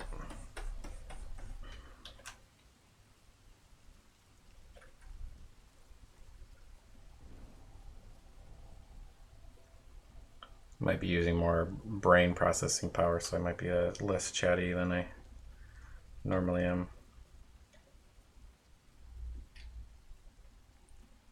Also, maybe I ate too much salad too quickly. My tummy's like, oh. Oh, your headache's back, Mumbles? I'm sorry. That sucks. We'll try to drink a lot of water and get some rest. I don't know why you're getting so many headaches. It's crazy.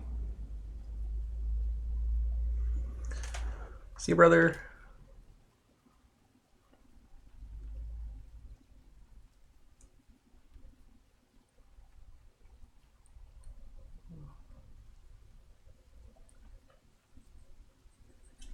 Have a good nap.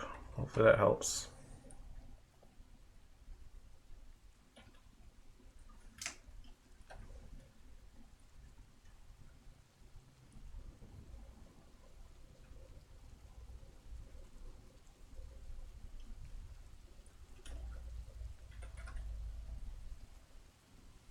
I wonder if there's any rules about erasing in Inktober.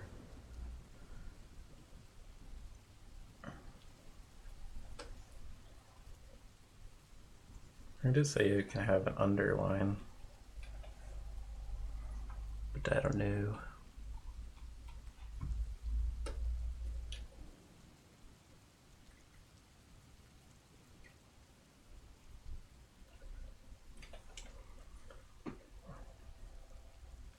We'll have the creepy pumpkin come forward like that. Oh, not pumpkin, I'm sorry, a tree.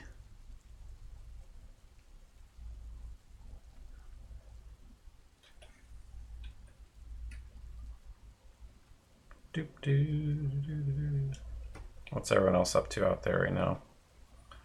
Other than listening to me struggle with my Inktober, my first Inktober, and already I struggle.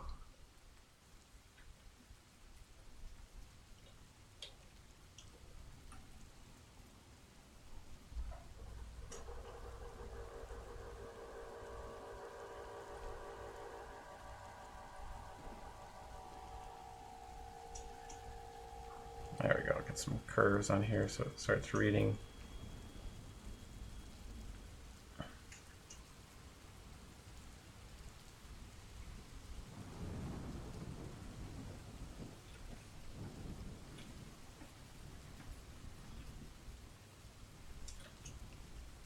Oh, maybe my other tree was. How do I feel about fan art? Um,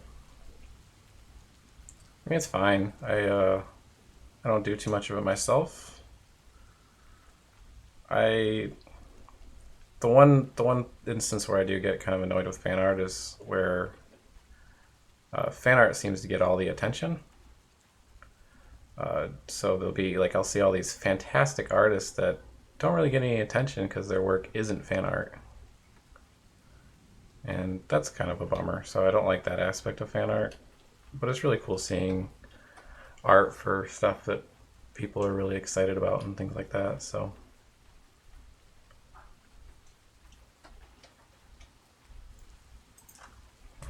it was gray is throwing me off, or lack of gray. Yeah, it feels better. So yeah, that's my only negative towards it is just it feels like some people who don't do fan art don't get their attention that they need. Fan art of your stream? Oh, you mean like of stuff that I'm doing? Oh, I don't. Yeah, you can do all that. Yeah, that, I would take that as a very flattering thing. I thought you meant like fan art of like other games and stuff. I would be flattered. That's how I'd feel about that. And when doing fan art and stuff, like as long as whoever does it gives credit and stuff like that, that would be great.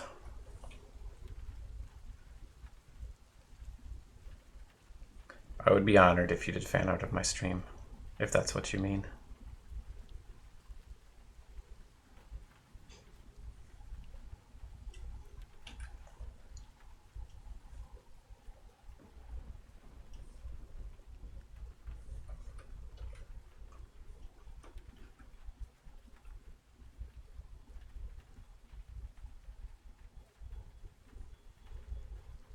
What were you thinking of doing?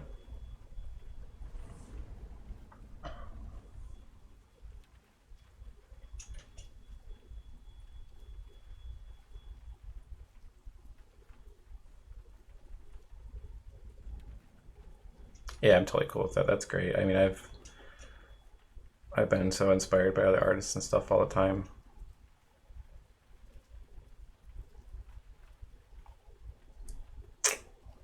Or like it's kind of like doing old master studies of older artist work and things like that.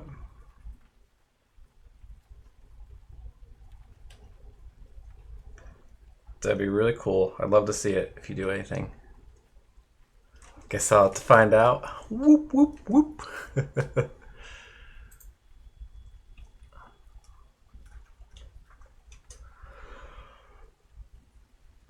Well, either way, I'd like to see it. You can either way you can show it. I even if you don't like it, I'd still like to see it, and then I can give some tips on how to maybe make it better. I mean, there's having a good or a bad piece of art is you can usually learn more from a bad piece of art than from a good piece of art, or specifically from something you struggled on. If you struggled on a piece a lot, you're probably going to learn a lot more than something that just came easy to you.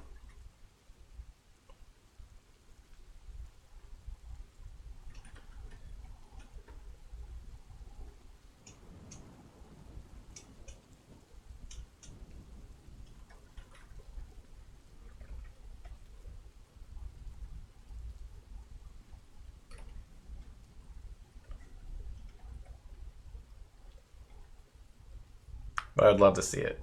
That sounds awesome.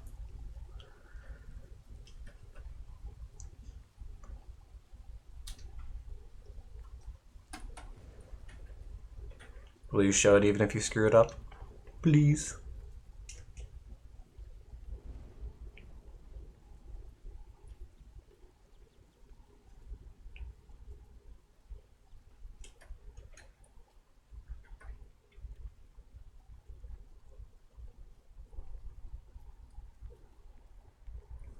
Oh, I remember now. I was gonna do I was gonna do fan art of my own work. I was gonna do that pixel game that I've done. I was gonna do something for that, but I forgot.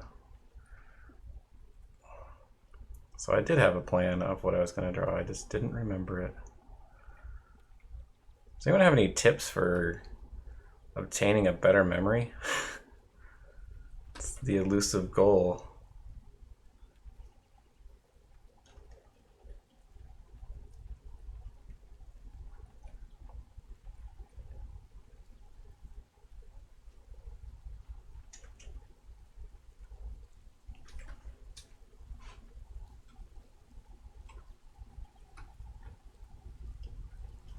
Is this the real life? What do you mean? Oh, the real life memory? Yeah, yeah, yeah. Oh, is this a fantasy? Easy come, little high, little low. We will not go. Let me go.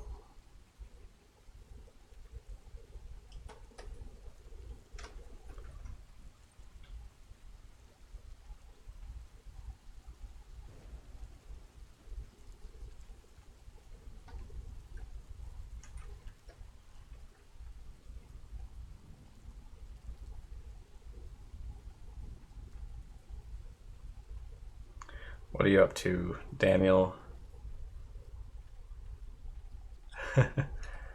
Oh man, this is like starting a slow clap. Ah, I did the other day. There was like an insurance presentation or something at my company, and I did this. I did a clap. Like I started clapping for the person.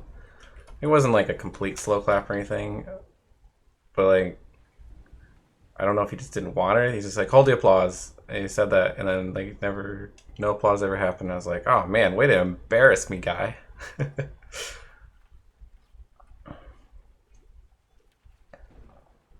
Just trying to liven up your insurance selling day.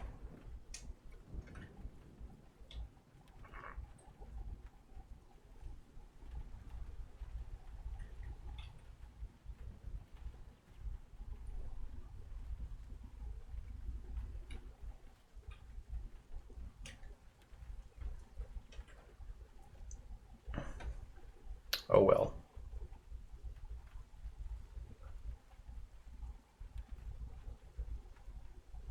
Okay, I'm starting to. I was kind of stressed out about. Yeah, it was super awkward.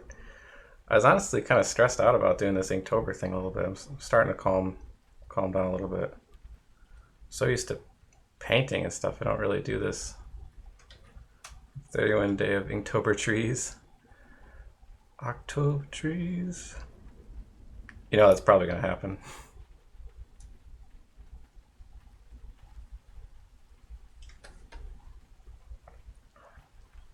I do need to practice on my tree drawings. This definitely be a good way to practice that.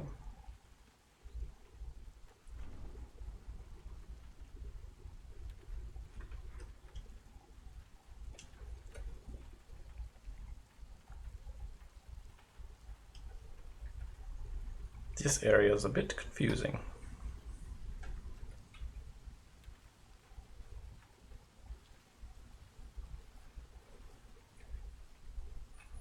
Let's try this again. So we have like this knot coming off here. Let's see.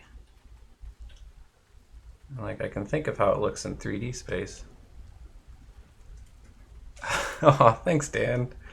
I really appreciate that. I'm glad you enjoy it. I was hesitant to start a stream. I didn't know if I'd do all right painting and talking at the same time, and if I don't know if people would watch the stream or not. I don't know. It's just me. It's me painting and drawing. Anyway, I wanted to help people if I could with art and just hang out with people and stuff like that. I like being social. I love being social, and sometimes hanging out inside and just drawing all the time. You're not the most social person, but this is a great way to be social, and I'm really glad you find the stream relaxing and entertaining. That's great. It's very, for the most part, it's relaxing for me. Like right now, I'm a little stressed out just because of just like I talked about earlier, kind of, you know, starting a piece from scratch and kind of getting like that self-doubt, like you're not sure if it's going to work out. And that happens to me. And I've been drawing forever. Hey, Lumber James, I didn't even know you were here.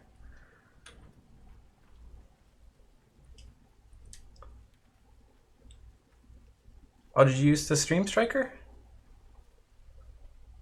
I still actually need to buy a webcam. Um, the camera I'm using is that's just my phone. So you don't even need a webcam.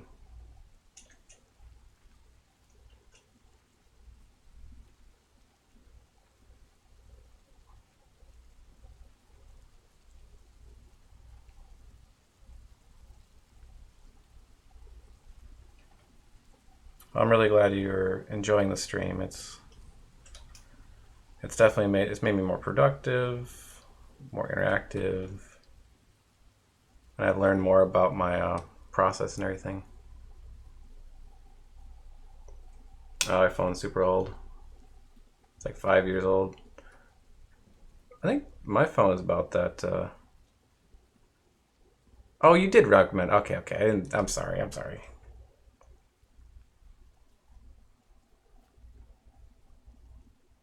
And yet, I did put a cat in there too. Tell us the story. Hey, Maximum Doodles. Okay. I'll tell. The best stories I tell are usually probably real life stories from my life.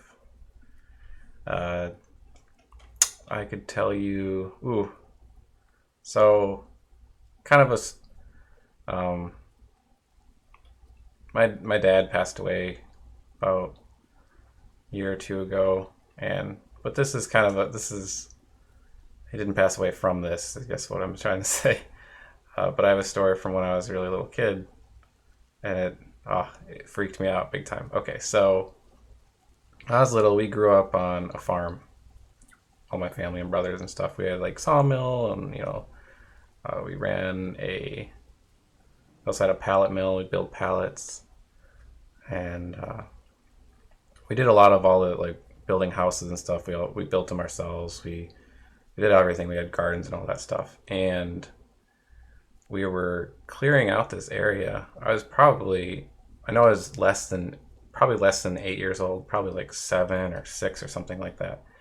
And we had this kind of there was a big segment we removed dirt and land, and we were removing rocks from the wall or adding rocks to it or something.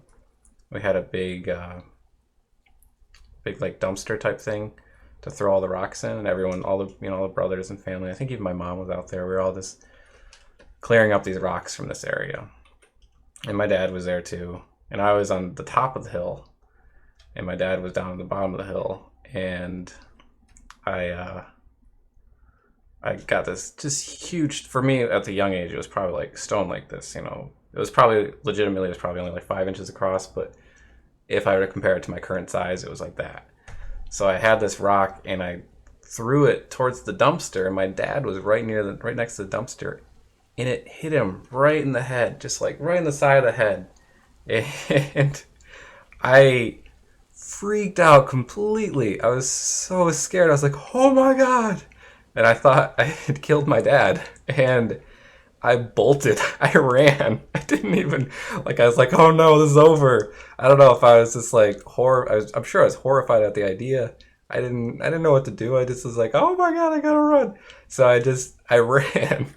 That was my first instinct. I don't know if I thought the cops were coming after me or if I was just super super worried. That I had done him in. I was for a little kid, that is super scary.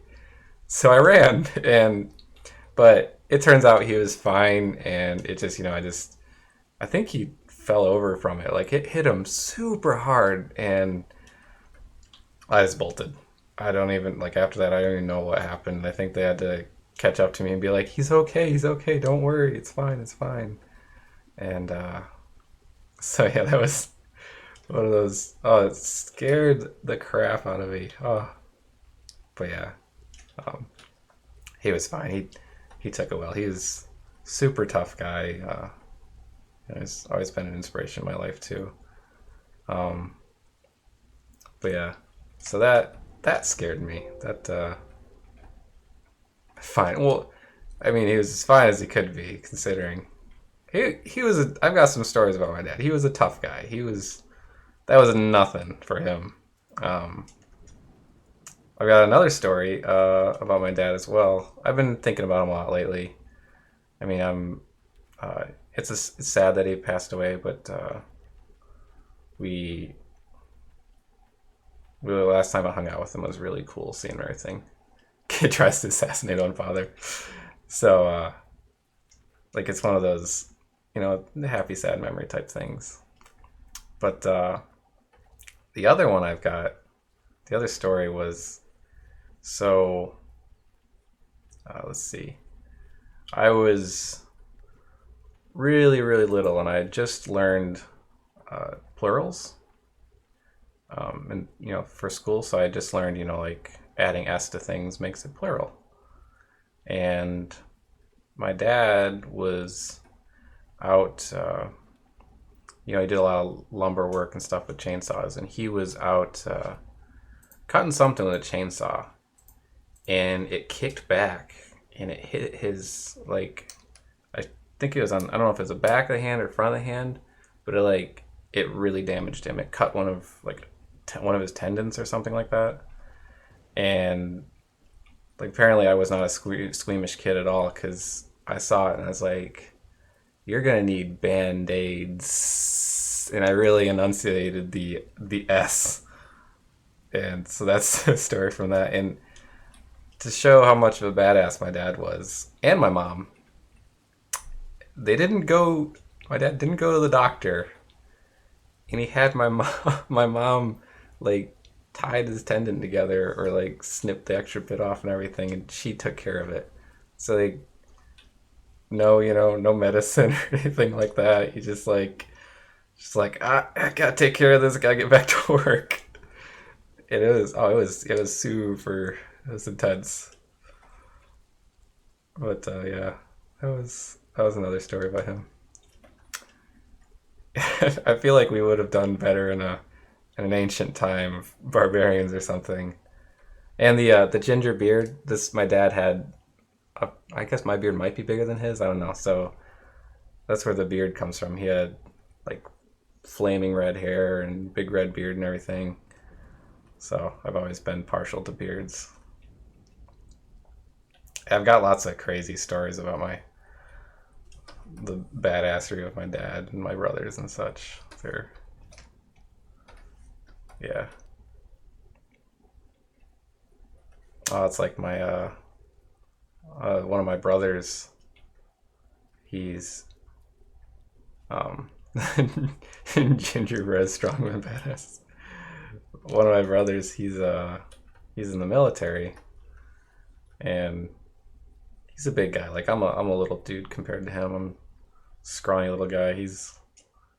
Yeah, he's a force to be reckoned with. And he would always like the other people in his troops or whatever, they would randomly surprise attack him, like multiple people, to see if they could take him down. And he would take on like 3 or 4 at a time and just like flinging them off and stuff like that. Oh. It was crazy.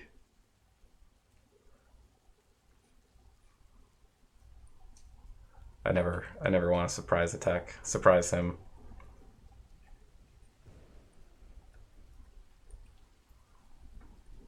Definitely can't take him on. He's a strong guy. He's a sweetheart though. Actually, Daniel, that's one of my brother's names. Not that brother, but another one.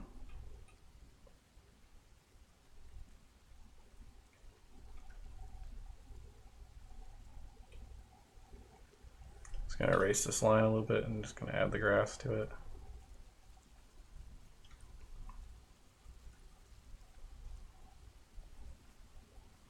It would be really good inspiration for this whole Inktober thing. One of my old inspirations from long ago is Calvin Hobbes, Bill Watterson. His like forest and the way he handles trees and stuff. Just Amazing work. I should probably look at some of his stuff to get some inspiration.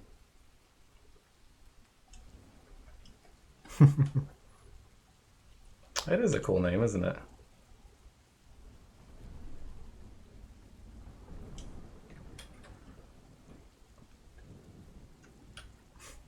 Yeah, it's a cool day. He is a cool dude. What is your favorite part of drawing concept art? The sketching, lining, coloring, shading, or the glow?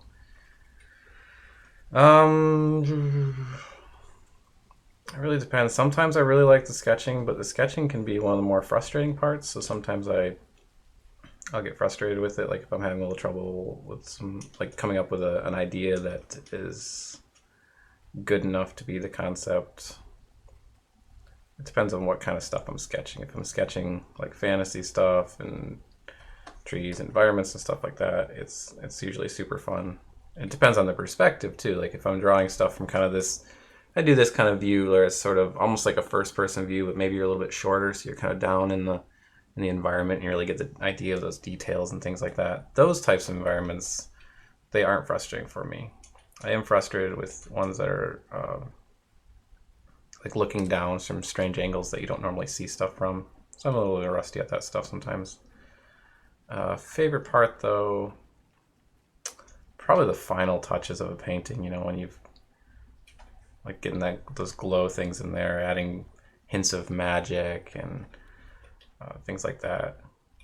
Or even, I really enjoy putting together like the process of it, like doing the little process gifs and things like that. Seeing, watching back from a third person perspective and seeing how it came together. And that's actually, I'd highly recommend that for anyone who hasn't done that. To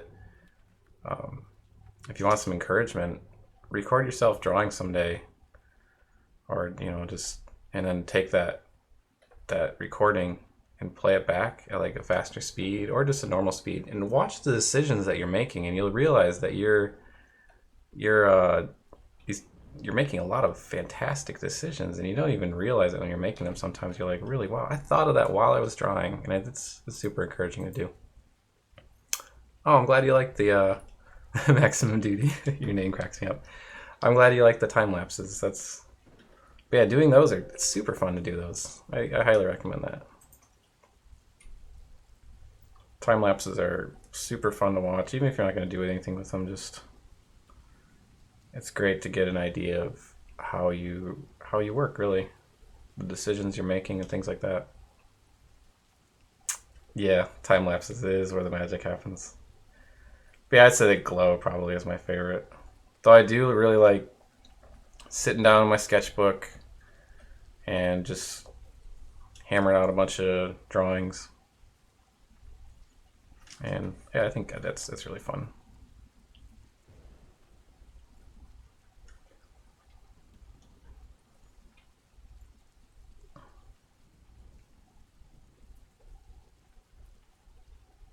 What about all of you? What's some of your favorite parts of art?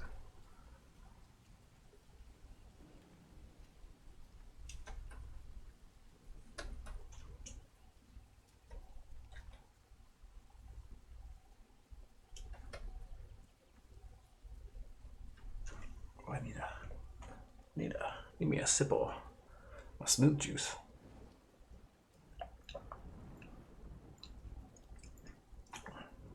Oh, Kimchi's so quiet and sleepy today. He's being adorable. Oh, it's a big stretch. Favorite part is coloring. For your favorite part in coloring, is it like doing the lighting and coloring, or is it kind of is it just that whole coloring process? Like you have all your line work figured out, and you're just like, yes, now this is time to do the coloring. And watching time lapse, yeah, for sure.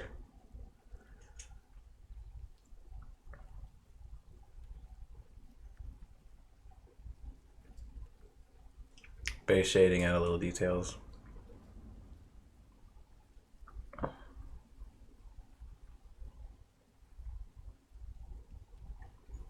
I also like that part where you've got your base shading done and all that stuff, and then you do like a multiply layer over it for shadows and lighting. That's always a lot of fun too.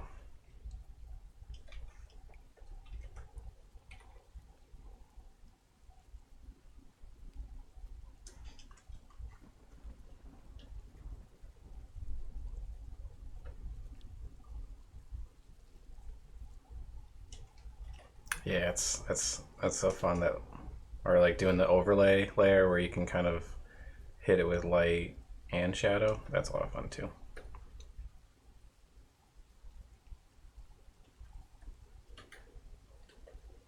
Yeah, the shading part. It gets to me too. Like if I have troubles with it, there's always something that's a bit of a hang up. Play the hue color to change to see how it works with your base. Yeah, makes it more alive. I always like sometimes adding those cohesive elements to a painting. Like maybe your color feels like a little bit off, and I'll do like a color balance layer over it, and just kind of pulling it all together like that. That always feels great too. It's amazing how just like shifting some colors around can really push a painting to the next stage.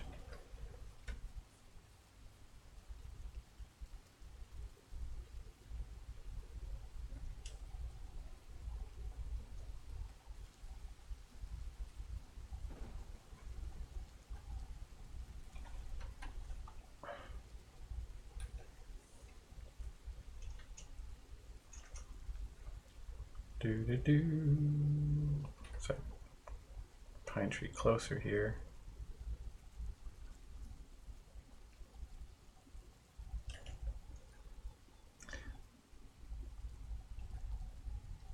I'm glad you like the rain. I wanted people to be able to come back to the videos and watch them later if they wanted, and I kept getting copyright stuff.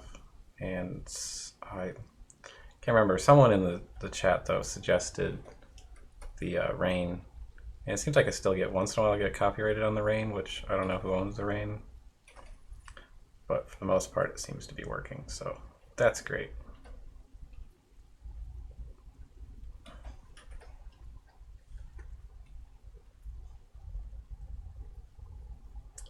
Jukedeck.com. I wonder which the one I'm using is rainymood.com. Is Jukedeck another one?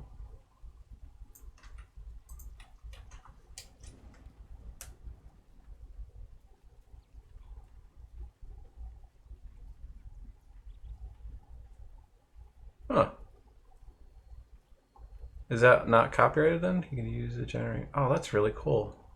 I have a few on the speed paints. Some friends of mine actually did. I list them in the credits and stuff. They did music for me, and it was amazing. It's awesome.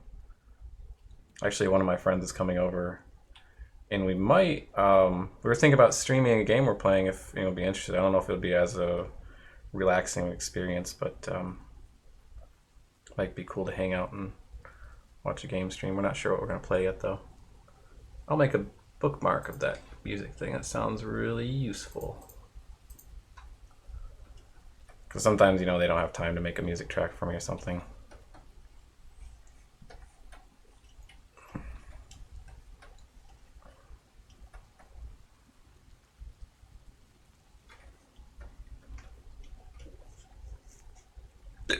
Excuse me.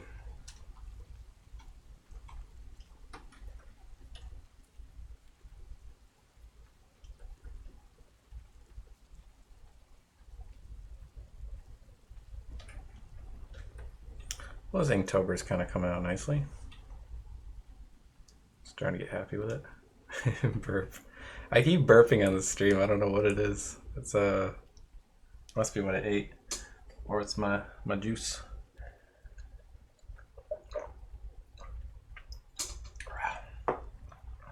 I'm blaming it on kimchi. It was kimchi he burped.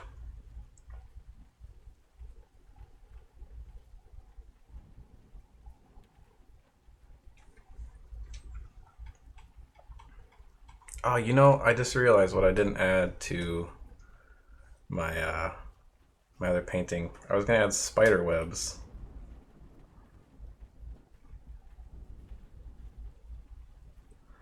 Maybe I'll add them later.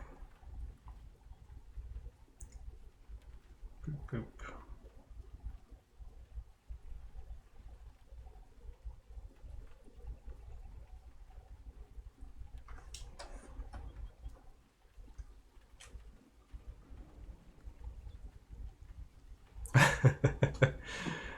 Oh, thanks, Daniel. I appreciate it. I'm glad you like hanging out. Like hanging out with you too. It's been a lot of fun. get some good sleep, and we'll see you. I'm always on for sure on Thursdays. Perhaps we'll see you sooner than that. Hopefully, I've been trying to stream a little more often, and it's a lot of fun. Have a good night. Have some sweet beer dreams.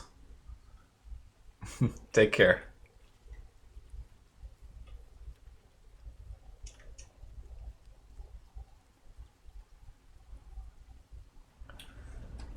Dude, that just made me think of was the Eurythmics. Sweet dreams are made of these.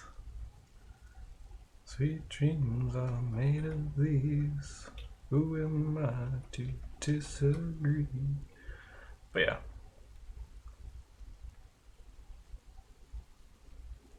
I like that song.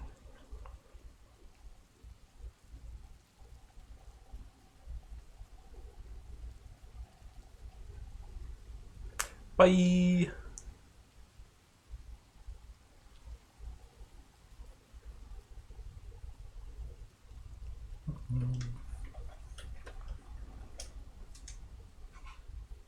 This tree is a little...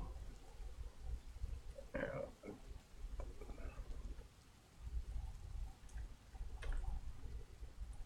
And then I'm going to add some clouds.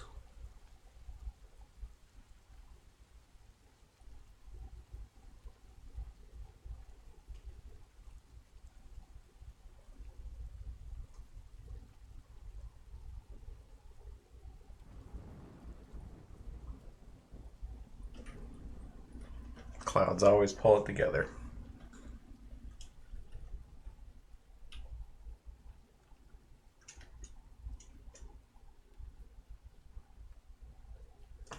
That reminds me of it's a really stupid pet peeve, but it always comes across.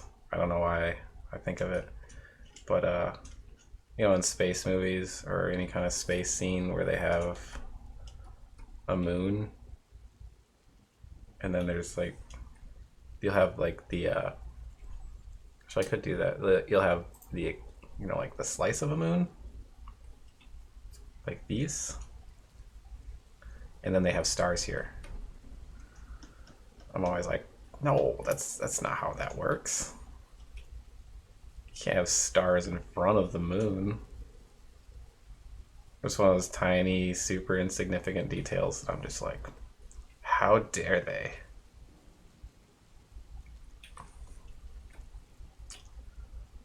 But yeah, it's a bit of a, I guess I was gonna say it's petty, but it is a pet peeve, so I'm assuming that's kind of fitting for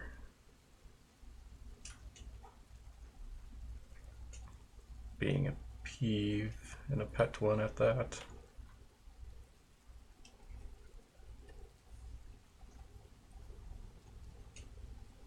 Does anyone else have some random pet peeves?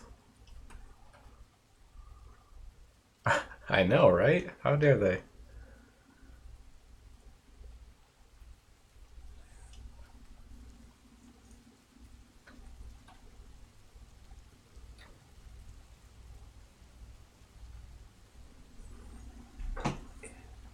Oh yeah, there's nothing coming out of that. I have my other pet peeve is oh yeah, that's another stupid one. I don't know what got me thinking of pet peeves, but in weights like pounds and ounces and stuff, when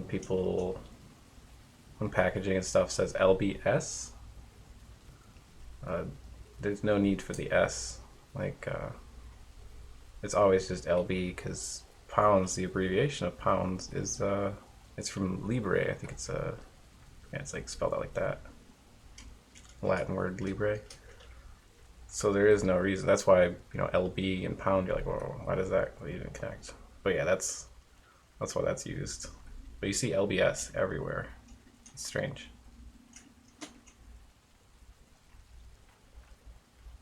But yeah,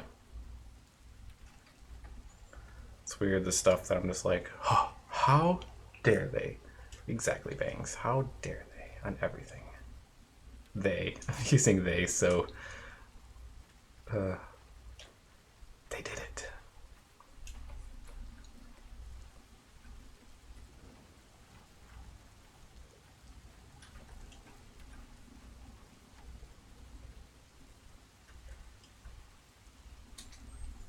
Let's see how this looks. I'm gonna do a new canvas really quick. Oops. Make sure I have the right color back here. I'm gonna test out in white, see how it looks. I just don't know if I want to display them like that or in the gray. I could do like a paper texture or something, but that's kind of, yeah. Oops.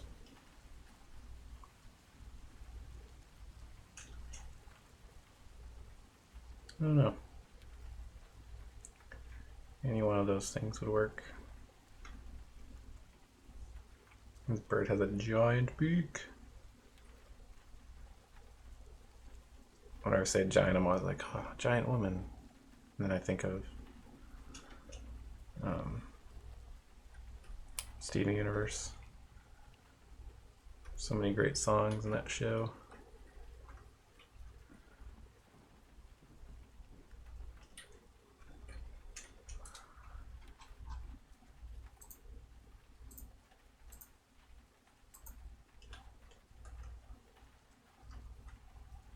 And that Revlobot really likes to let us know that's what's going on there. I wonder if I can have it say it less often.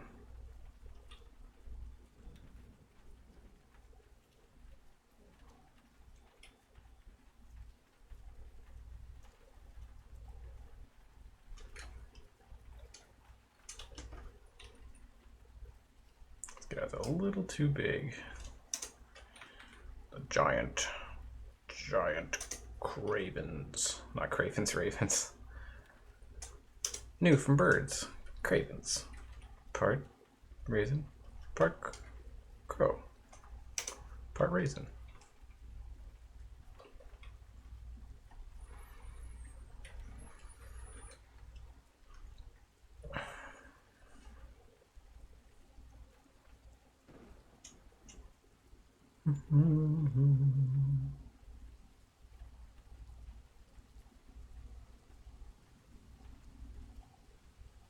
Been kind of getting the craving to play Diablo 1 of all games.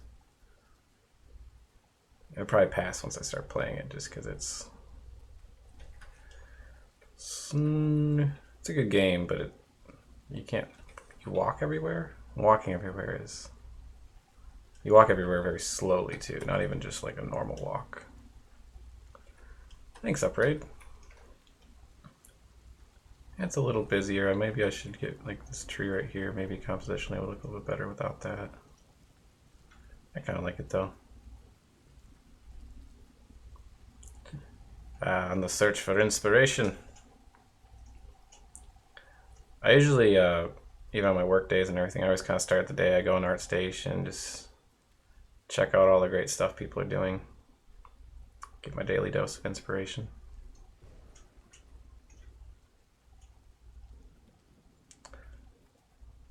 Hey, Serichev 777. Yes, the glove is super helpful. It without it, like, see, I don't know if you can see, but like the resistance of my hand, like sliding across that, super sticky. I don't know. I haven't even. Let me try. Also, you can feel the heat of the screen a lot, and this actually helps reduce that a bit. And then look at that. Yeah.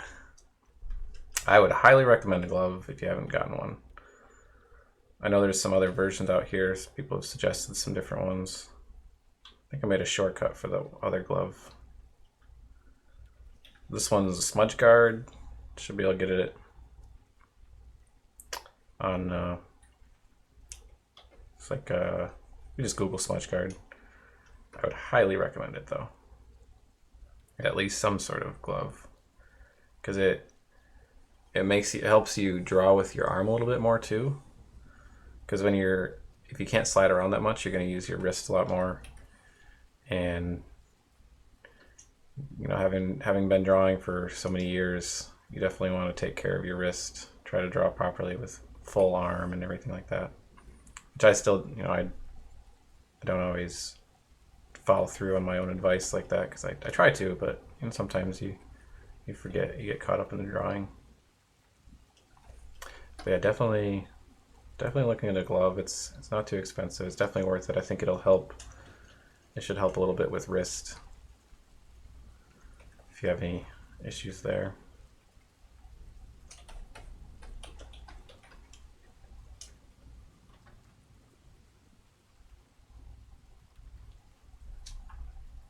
I'm actually going to look up some Kelvin and Hobbes for inspiration. I always loved the way he did his line work for environments and stuff. Yeah, he does like little splotches and stuff. Oh, it's just beautiful. It's got nice little cross hatching and smoke clouds. Such a huge inspiration.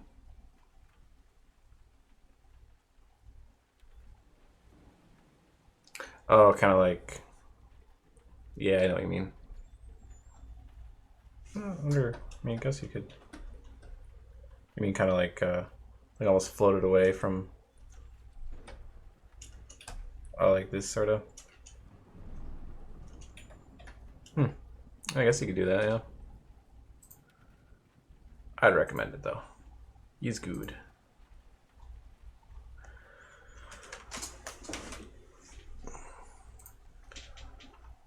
Oh, let's get some Kelvin and Hobbes inspiration in there. Yeah, I like the way he does like little patch of the grass.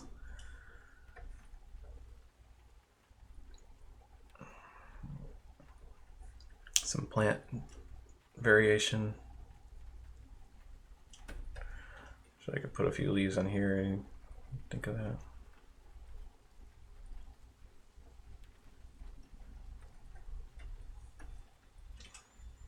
Maybe I'll do some splatter. Splatter would be cool.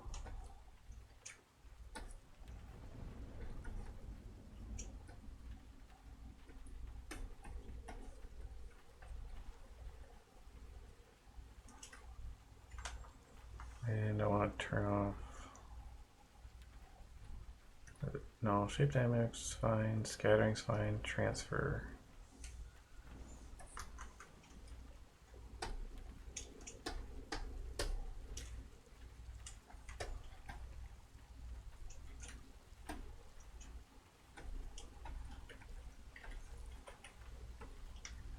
Real splatter adds nice little randomness to some texture and stuff.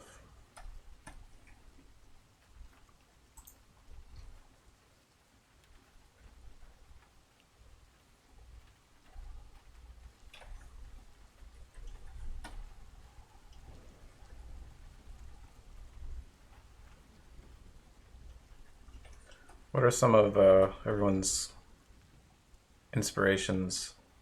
Let's phrase it this way: art inspirations that you have that aren't necessarily artists, like things. Like I take a lot of inspiration from gaming and things like that. Which I guess that is art stuff, but older things. So other than maybe current artists or something, maybe something you get inspiration for.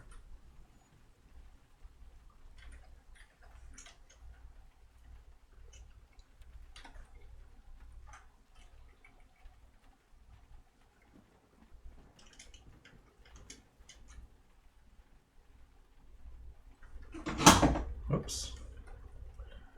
My thing I use for my volume control just fell. Bob Ross and music. Bob Ross is such a happy guy. Yeah. I'm sure he's had such an effect on many, many artists. Me being one of them for sure.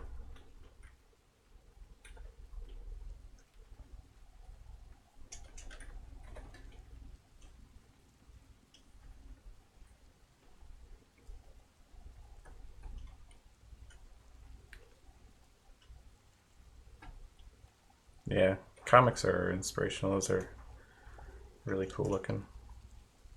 Well, obviously cool looking. That's kind of a dumb thing to say. They're just.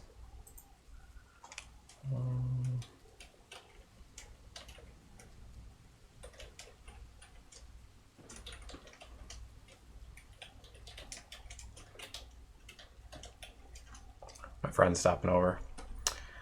He was asking if you should bring anything, and I almost said snakes instead of snacks. What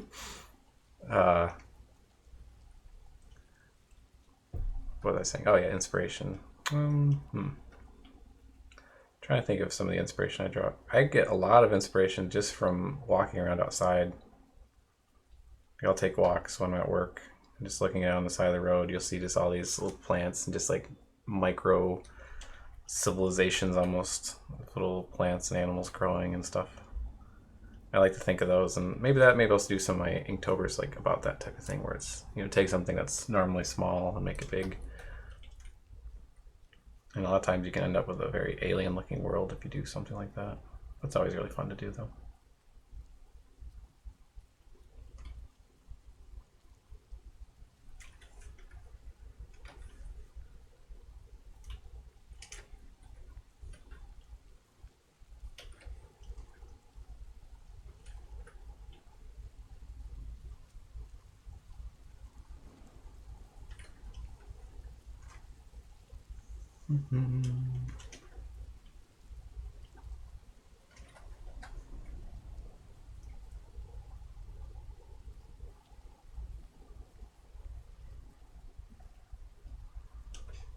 Alright, I think that's enough stuffs in that one.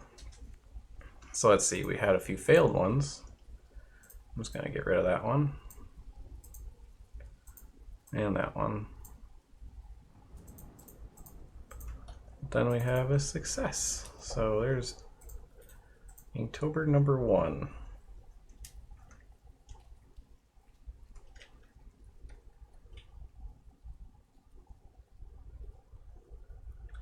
Put a signature on it. Whoops. Delete those.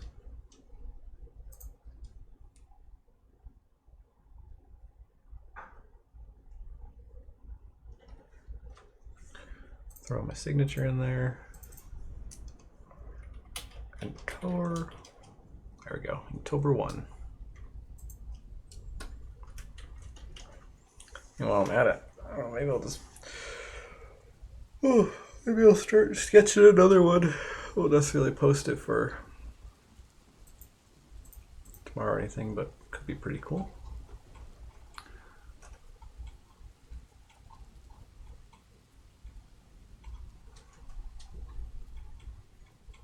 There is one thing that a natural formation that's super inspiring to me is basalt formations. I love basalt formations. They're so cool.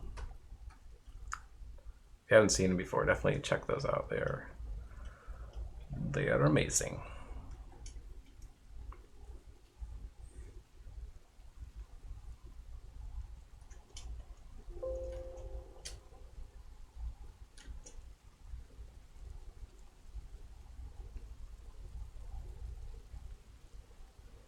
Not sure where they form, I don't really remember. But they're really cool.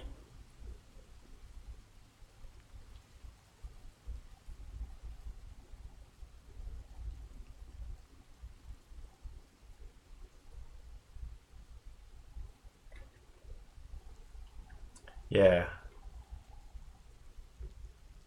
Oh, set does? Yeah, those are so pretty.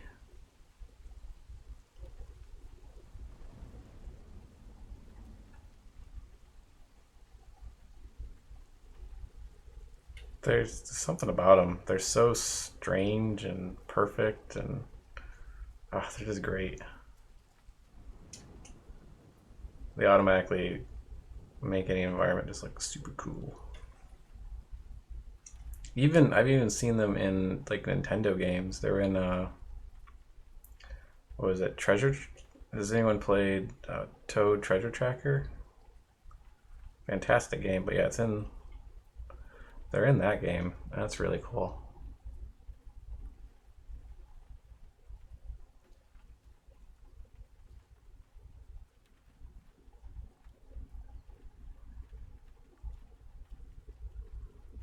I love that game. I need to buy it. I don't own it yet. I played it on a buddy of mine's system as Wii U. It was really cool.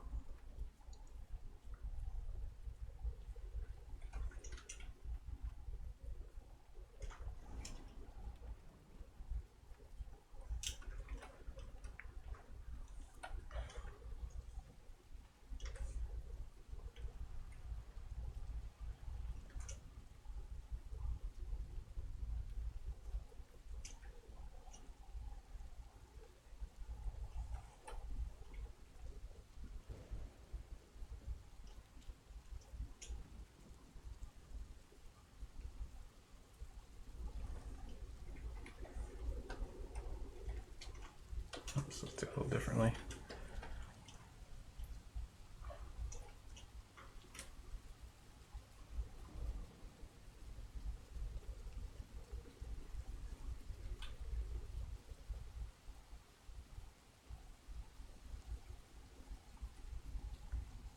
See me struggle with my cloaked figure.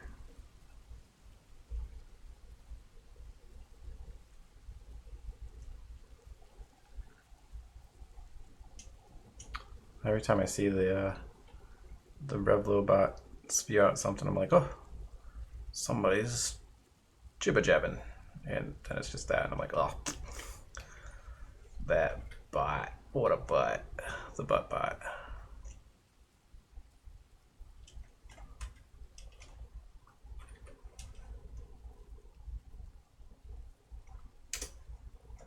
And if you're wondering, I'm using Shift. Oops. Shift F2 is a shortcut I set up to flip the canvas.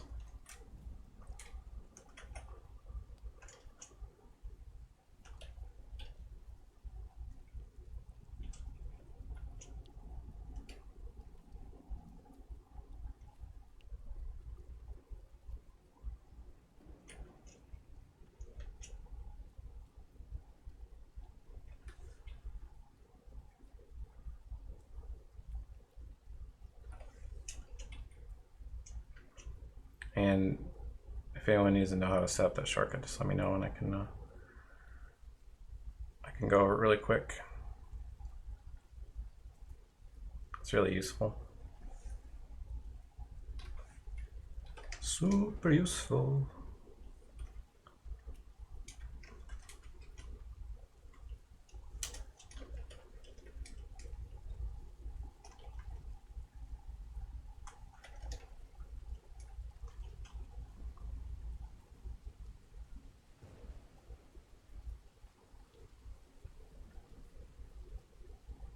Kind of using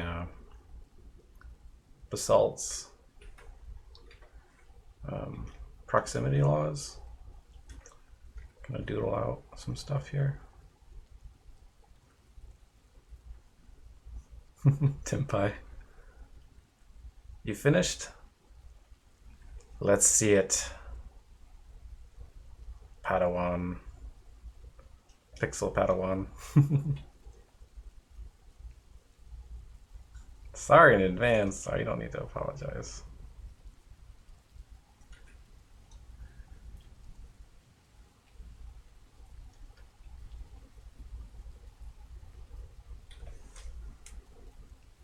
I love putting horns on characters.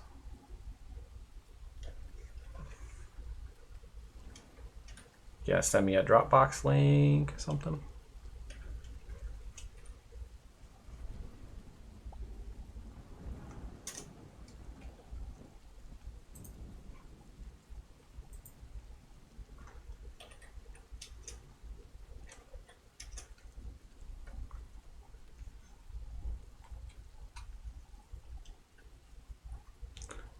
I'm sure it's fine.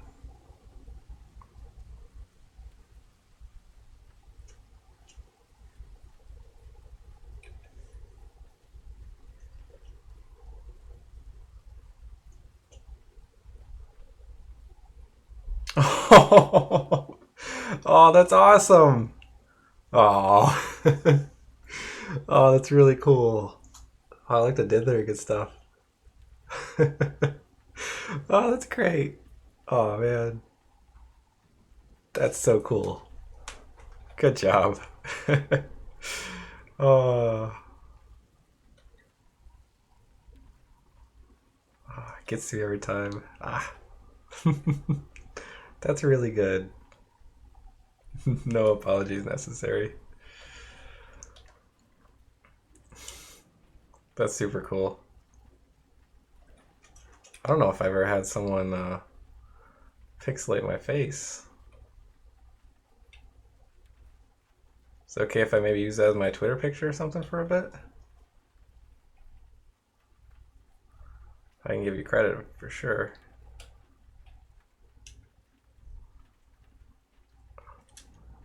Oh no, that's gotta give you some good snappage. Let's see, bonus.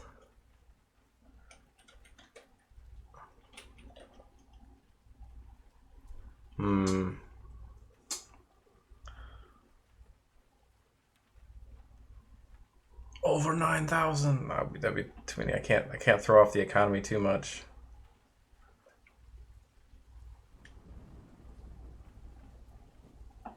Aw.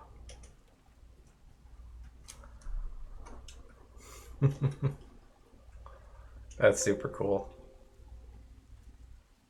Snaps for fan art. I should just do snaps for art. Anyone does new art and stuff, that's definitely worthy of snaps. Fan art, that's super cool.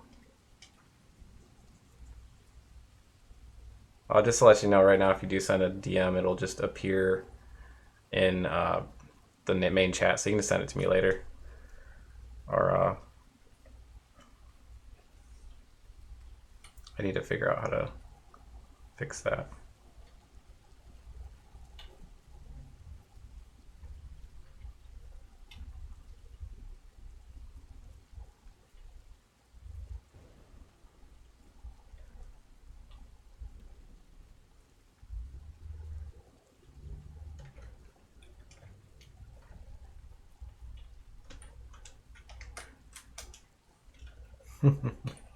That's so cool. Thank you, I am honored.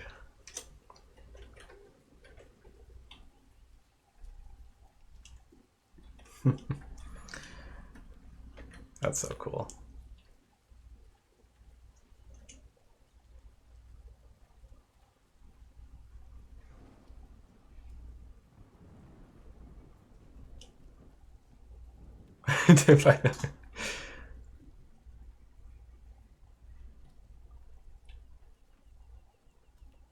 You cranked that out really fast. That was really good.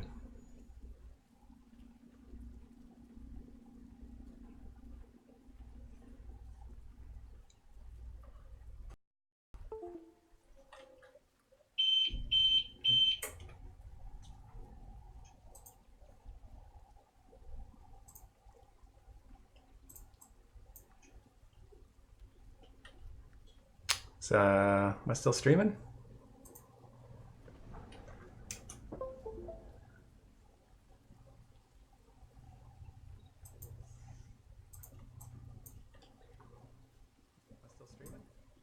Did we lose connection at all? Because my power just went out.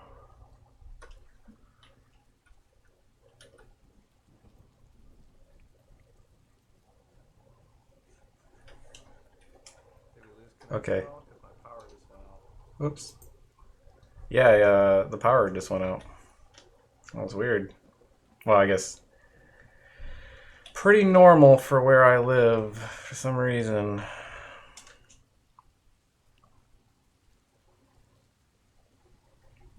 Thank. So glad I got that battery backup. Oh my god. Okay, well that's good.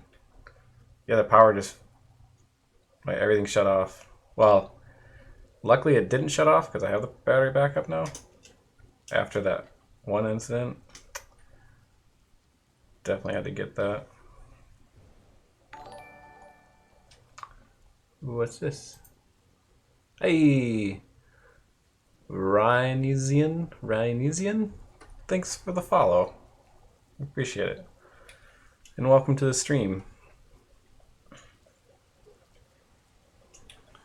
Yeah, after that I don't know who was here for that, but that power outage that corrupted my file and everything, that was, well, not fun. Definitely not fun.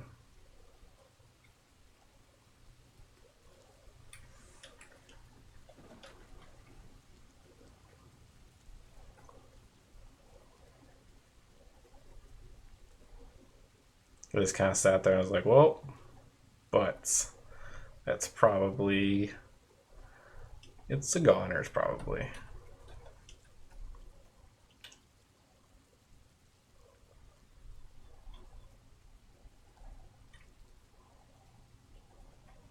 You're welcome. Glad to have you here. Fun little hangout place. Let me know if you have any questions about anything, art or whatever.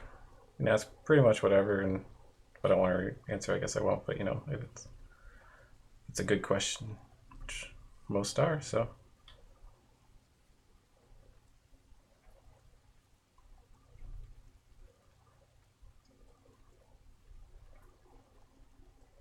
I mean that in the sense of, you know, I don't. If the only thing I want to answer is if it's like too personal, I guess maybe. I don't know. I don't know. Talk about most things on here, so I don't really. Pretty open. Pretty much an open book.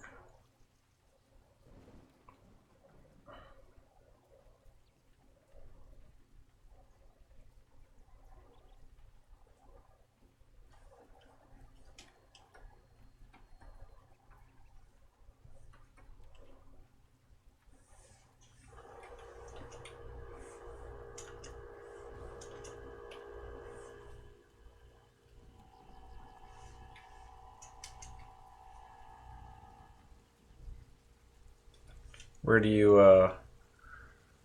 Rhino Zealand? I'm gonna call you Ryan if that's okay. Where do you hail from?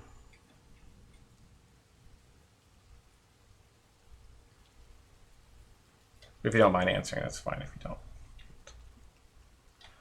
I always like to get a good idea where everybody is.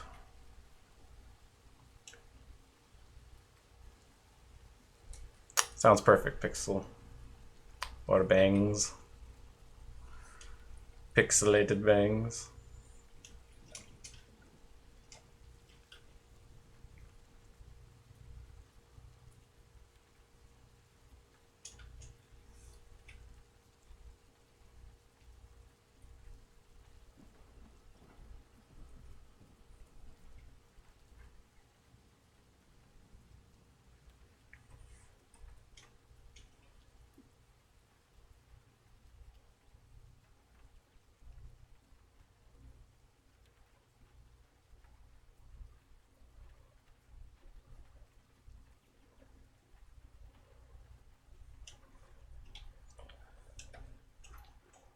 And this one I'm using a lot of like the Gestalt laws.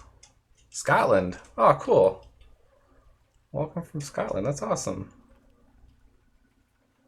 How do you like it there?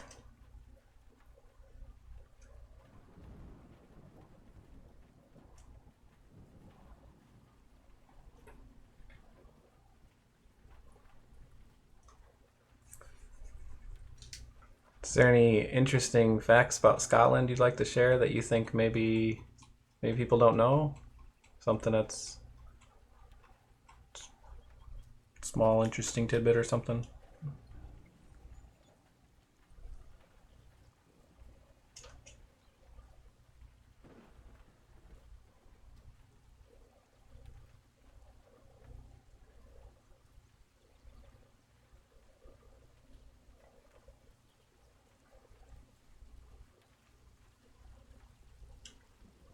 Here for university and just finishing a degree in computer arts, and it's awesome. That's awesome. Are you originally from Scotland?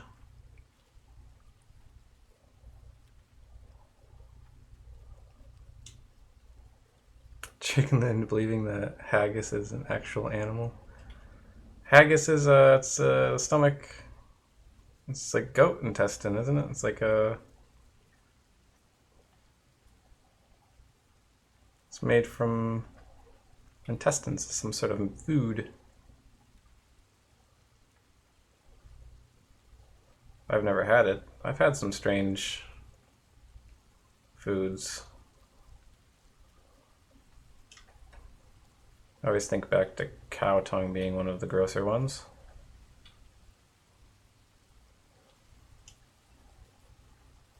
Hungarian. Probably be stuck there. Oh.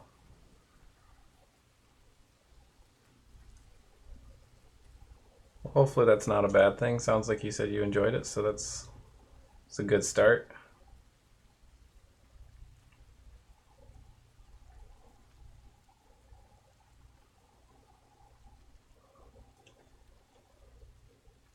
And sausage.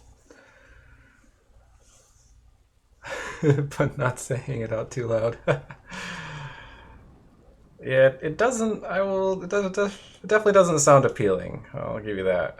It sounds a little bit gross, but you know, I'll try most things, I suppose.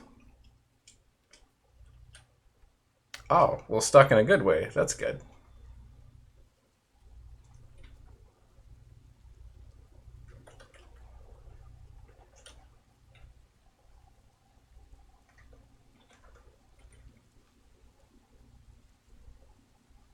Are you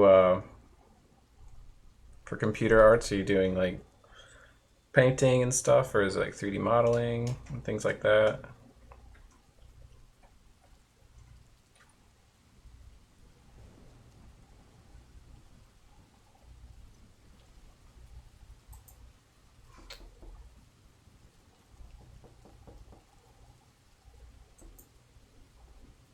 What's that link?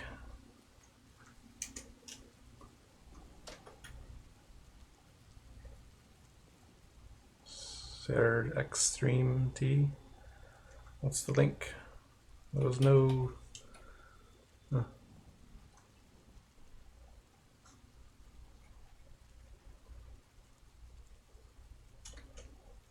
Let's get her a sword. Make the sword a little bit bigger, a little more noticeable. We'll do a.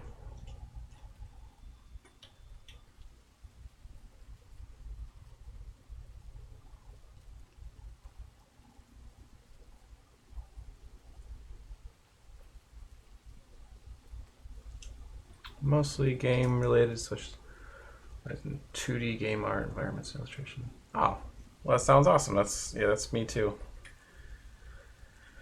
Well, hopefully all goes well for you. It's a fun field, a lot of work to do.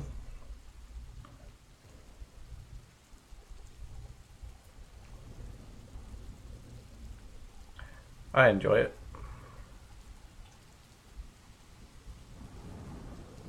I'm actually, I should probably put this in a stream, but I'm working on some Inktober stuff specifically right now. I don't know if you were here earlier, I was doing a little bit more of my normal colored work for illustration, or colored concepts and such.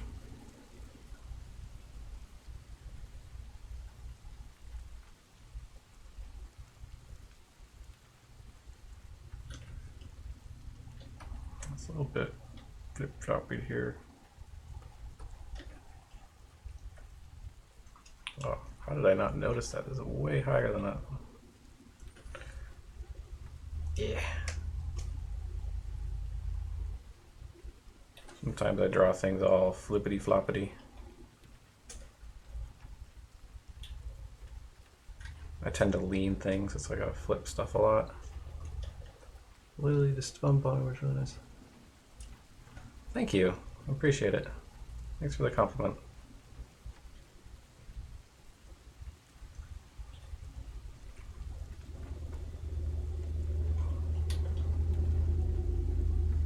Yeah, I just finished up.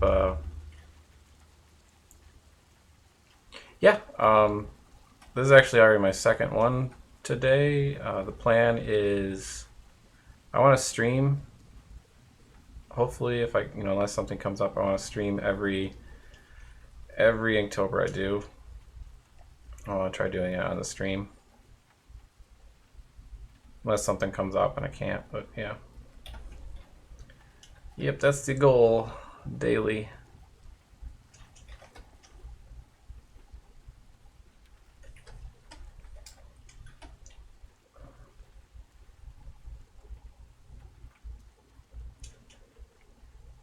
Are you going to be doing Inktober this year too, or this is the first year I've done it? I don't know if I said that already.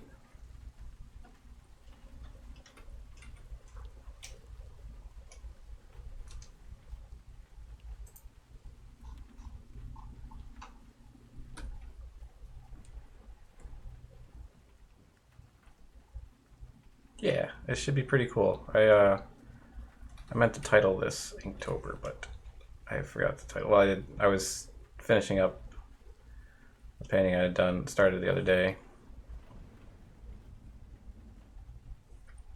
so I had to get a chance to title it.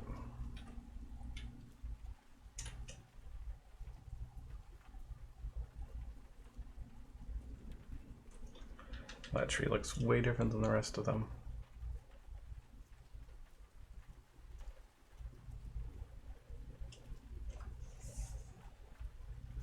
Yeah, join us. That'd be cool. I mean, if you hang out in the stream and work on it while you're in the stream, that'd be cool too.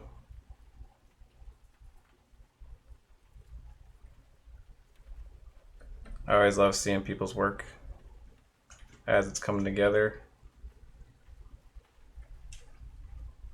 Someone did some face fan art of me in pixel art. It was really cool. Well, they're still here, Pixel Bangs. It's very cool. I am honored to be drawn by someone. Came up with the spooky house. I didn't write it yet. I'm gonna write it and then I'll tell the story after I write it up. Always. I have a good amount of what I want to write in my mind, but I just haven't. I don't have any cohesive chunk, so I'll write it with. I'll write it when I post it on ArtStation and whatnot, and then once I do that, I can tell everybody. Maybe I'll read it off or tell it with a little more info. Because usually, like, the only bummer about ArtStation is they actually limit the length that the story can be, and I've almost gone over it every time. So that's the only annoyance.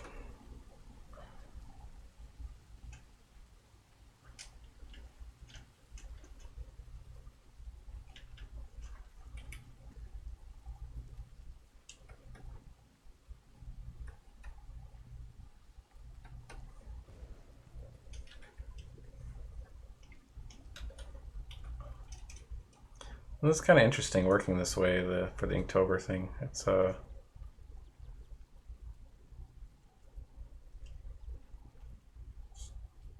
definitely got me drawn a little differently than I normally do. I think that's always good. You end up learning a little bit more if you do that. Break yourself out of your norm.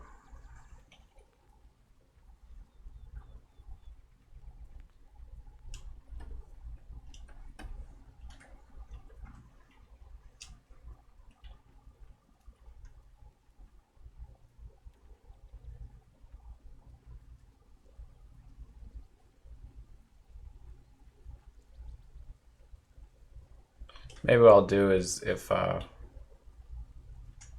don't manage to do the finish the Inktober for a day, like if I have some emergency or something come up, maybe I'll post one of these extra ones. So maybe when I do stream, I'll draw one or two of them.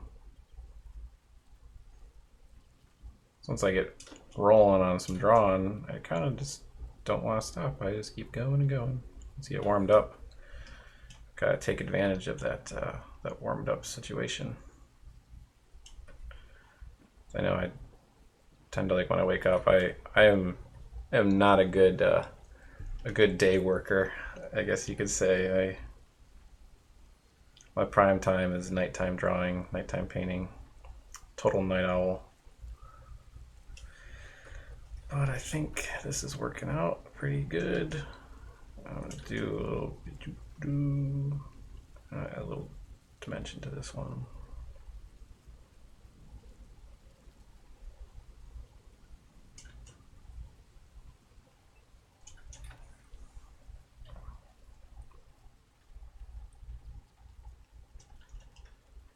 I could be drawing the picture almost fully without.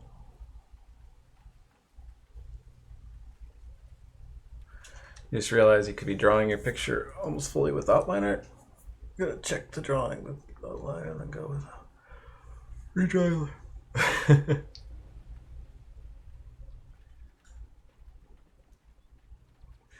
Yeah, I might be streaming. My friend's coming over, so when he comes over, I might be streaming games. Maybe we were gonna play maybe some old games or something. Just realized that you're drawing your picture with almost fully with outline art. So you're gonna draw a liner over it. Well, Upgrade Gaming, I'll see you later. Hopefully, I'm still here when you come back. I really appreciate you stopping by, and I'll see you next time for sure. Take care.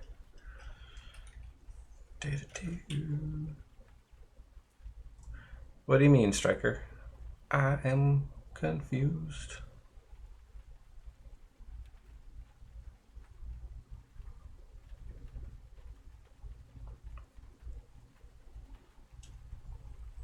Left line art. Oh, I see, I see. See, it's like adding it back on. The only thing I'd watch is on his pants, on the crotch, have like you have a line kind of going like that. So, like there's the pants. Like you have that line kind of going here. Get a curved line going this way, and it'll help your shape out a lot. Even if it's just like the front pants sleeve like that, it kind of can allude to that shape. But right now, the shape that you have that's kind of going like that is a little strange.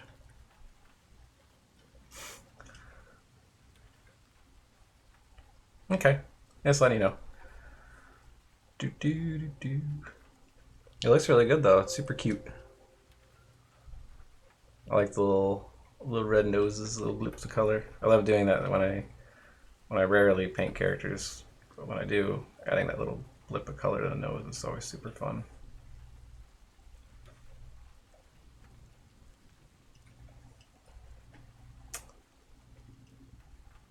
Yeah, it's always annoying when someone gives you, they're like, oh, it was a critique, and you're like, well, I was already gonna fix that. So I've had that happen too. Someone's like, oh, you should change that super obvious thing that, like, I'm getting to it.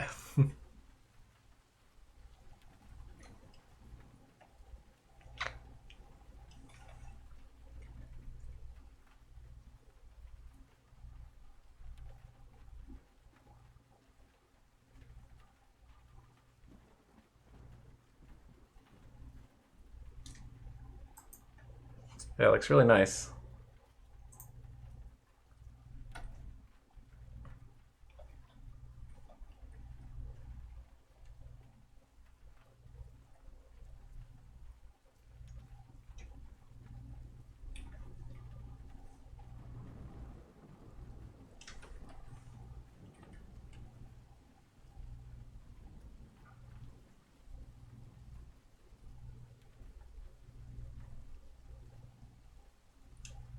Hey, Set, how's it going?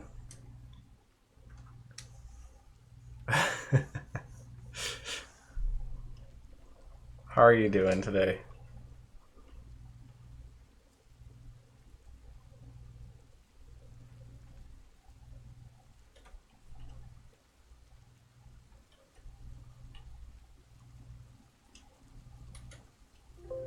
Oh yeah, totally. This character right here. Oh, speaking of Journey, did anyone ever see that April Fool's they did where they added rocket launchers and stuff? That was a really good April Fool's. All super good. Cats bouncing off the walls. Yeah, I did. Yeah, I'll show it in a second here once I finish this one up. Yeah, I finished that, and then I finished another Inktober, and I'm doing, since I'm warmed up, might as well do another one. I'll have this one be the backup in case, I can't post for a day or something.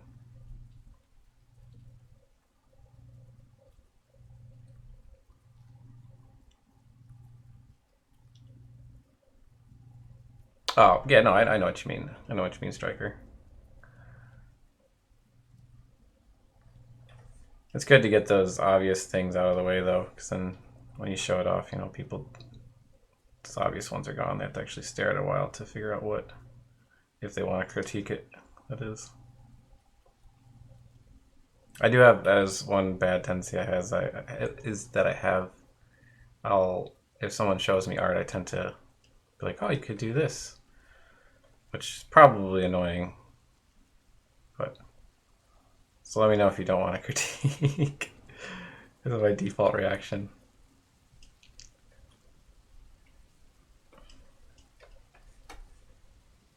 But yeah, I love Journey. Oh, such a fantastic game. One of my huge inspirations, so that's probably why it looks like that.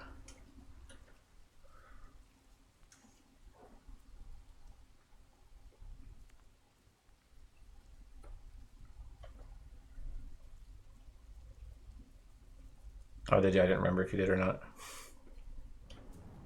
Well, good, good, good.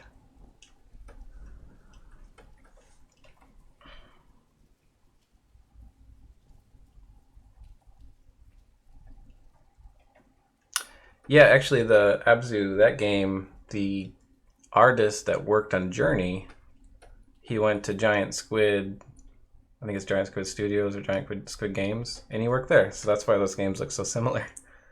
Same artist.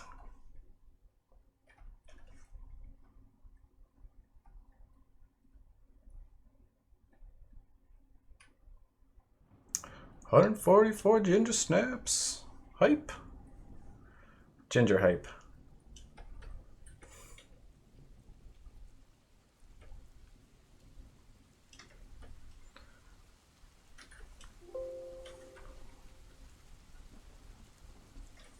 It's getting a little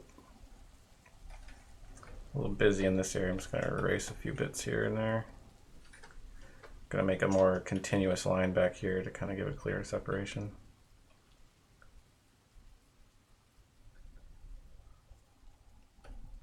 Oh yeah, Striker. You've seen my YouTube channel, right? That's actually a lot of people have been asking for that, and it's kind of been the thing that I've been trying to put up a lot of tutorials. Learning how to become a better artist. Need to actually do something for Inktober too. Yeah, do something for Inktober.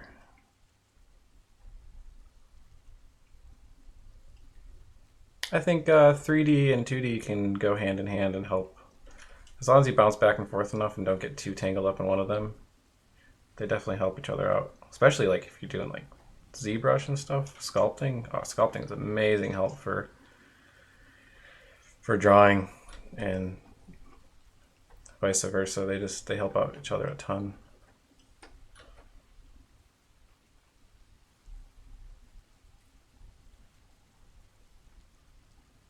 I would highly recommend sculpting some stuff, you know, and with clay or ZBrush or what Sculptress is a free program you can use that I think ZBrush used, or they and they got like the rights to the people that actually made the original Sculptress. Super good program though.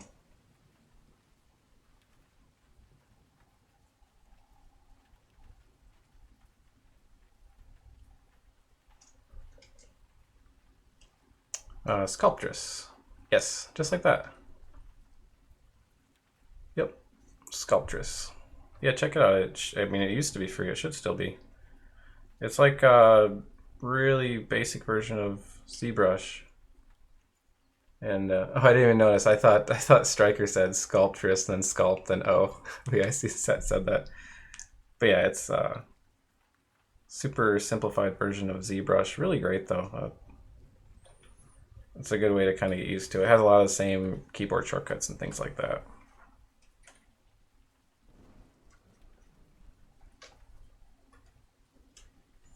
Yep, right there. Yeah, thanks for posting that set.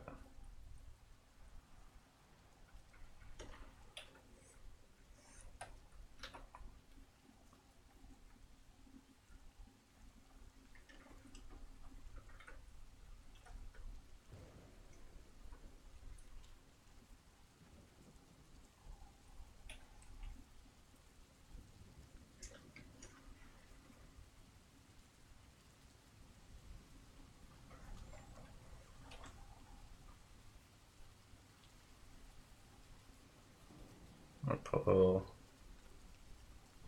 smaller blade here.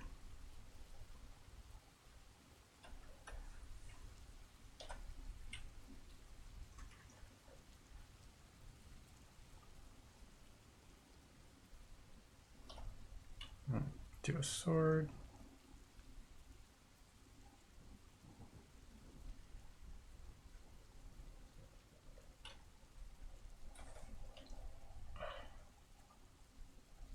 I meant to watch a Star Wars movie. Yeah, you should. It's super fun to try out. Do it. Yeah, I was gonna watch Star Wars. Maybe I'll see if my girlfriend will watch with me.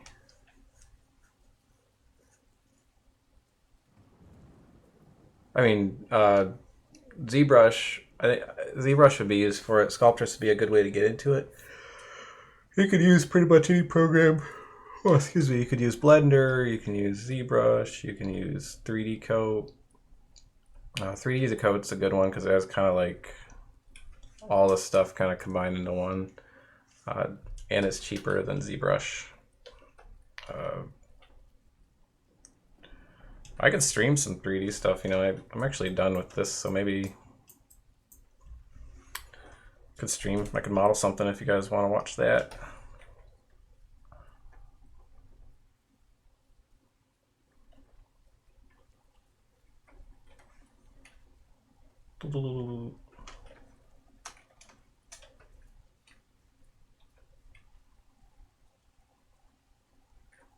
Okay. Let me, Seth was asking about the drawing. So I did this one. And this one's the one I did prior to this. And then the finished painting. Let me label this really quick. Inktober 2. Close that out. Finished painting. Halloween final. I'm gonna leave that up for just a second, and I gotta go to the restroom, and I'll be right back, and we can model something for a bit until my friend comes over.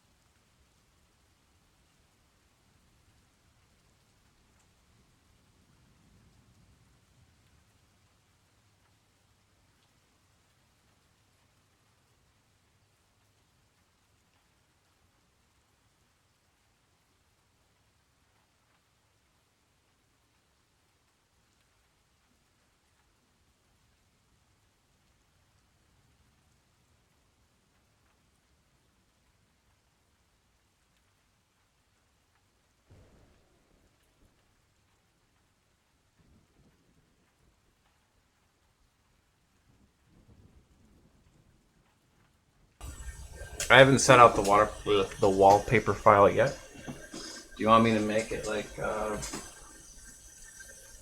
borders? I could do a crop in and give like a 1080 crop if you want something that's kind of the standard size. I was gonna do a Dropbox link.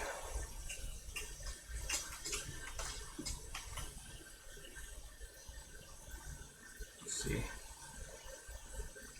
Cause I could do like a crop of it, fill screen, or if you just want the whole thing, we could do that too.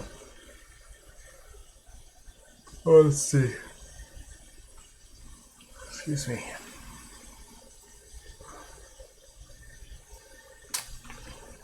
I think it might chair in the right spot. Sorry for all the squeaking.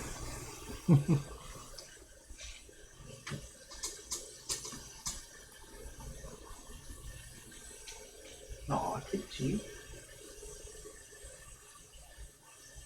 Such a cute little creature. I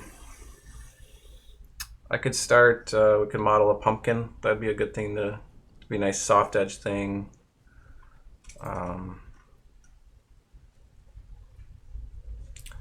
That would work across 2 monitors, wouldn't it?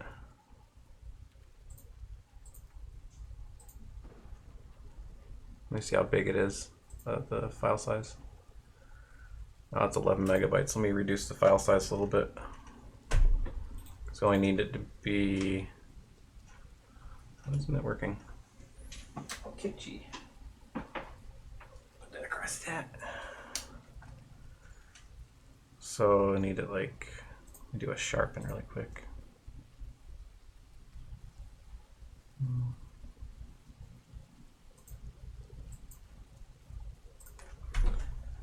And height, should make it smaller, 1920. That's still plenty big. That should reduce the file size significantly. 20x.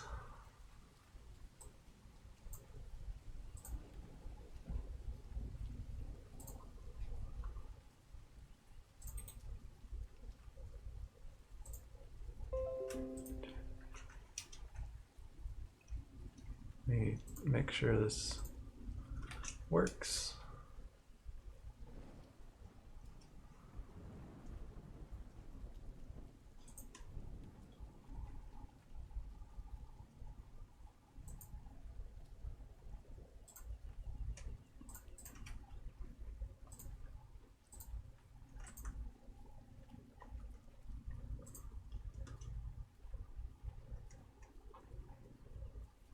That's great. I'm glad that helped. Yeah, this is the piece I did before. Copy Dropbox link.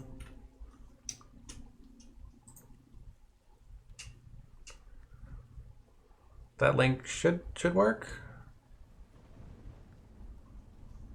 Let me know if that link works for you. Works for everyone. Okie dokie.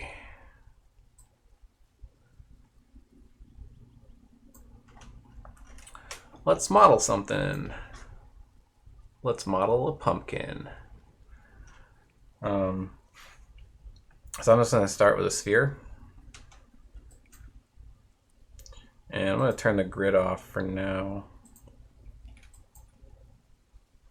And increase the size this a little bit. I'm actually going to close Photoshop, free up a little bit of RAM. Yay! Hope you guys like that. And I actually want to... Awesome. I'm going to do maybe 30. So basically I'm just increasing the subdivisions on different axes here. Because what I want to do, like I want to bring areas in on a pumpkin. And this isn't going to be like low poly or anything like that. It's going to be kind of probably a little bit high poly, if anything. So I'm just going to go around and I want to grab segments. I'll make some of them wider than others because, you know, pumpkins kind of grow, kind of organic. They tend to grow. And what I'm doing here with the selections, I'm actually selecting just the edges and I'm holding shift and double clicking, and that selects the whole edge loop from the top to the bottom. So I'm just going around selecting all these edge loops. And see. So we've got, I have them kind of selected. I'm selecting just 2s and 3s so you can see I have the segments between each. And now that I have that, I'm just going to bring this in. It's a little bit like that.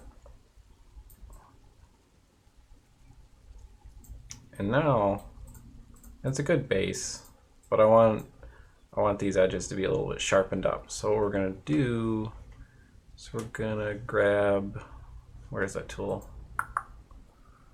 Mesh tools, it's the offset edge loop tool, and I hit Control Shift and I just made a shortcut of that. So I'm gonna grab that, and now I'm just gonna grab these edges right here. I'm just dragging the tool out so it gives that nice kind of sharpened edge almost. I'm gonna do that on each one of these. Obviously, if you're doing low poly stuff, you don't want to do this, but if you're just, you know, maybe just for practice and stuff, this is a good way to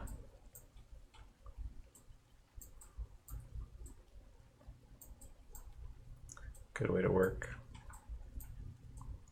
And you'll see this a lot actually if you look at game models and things. They'll have edges with extra edge loops to kind of give it that form and shape and beveled edge and things like that. And see the lighting's reacting a little bit better on this now that I've added these edge loops.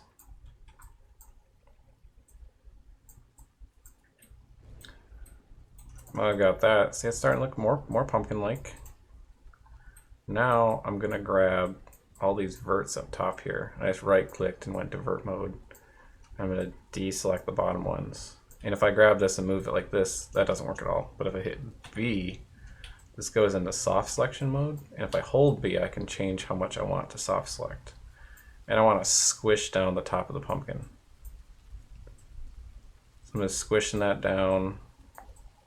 And kind of think like, you know, it's like gravity or something has affected it. And it goes blue.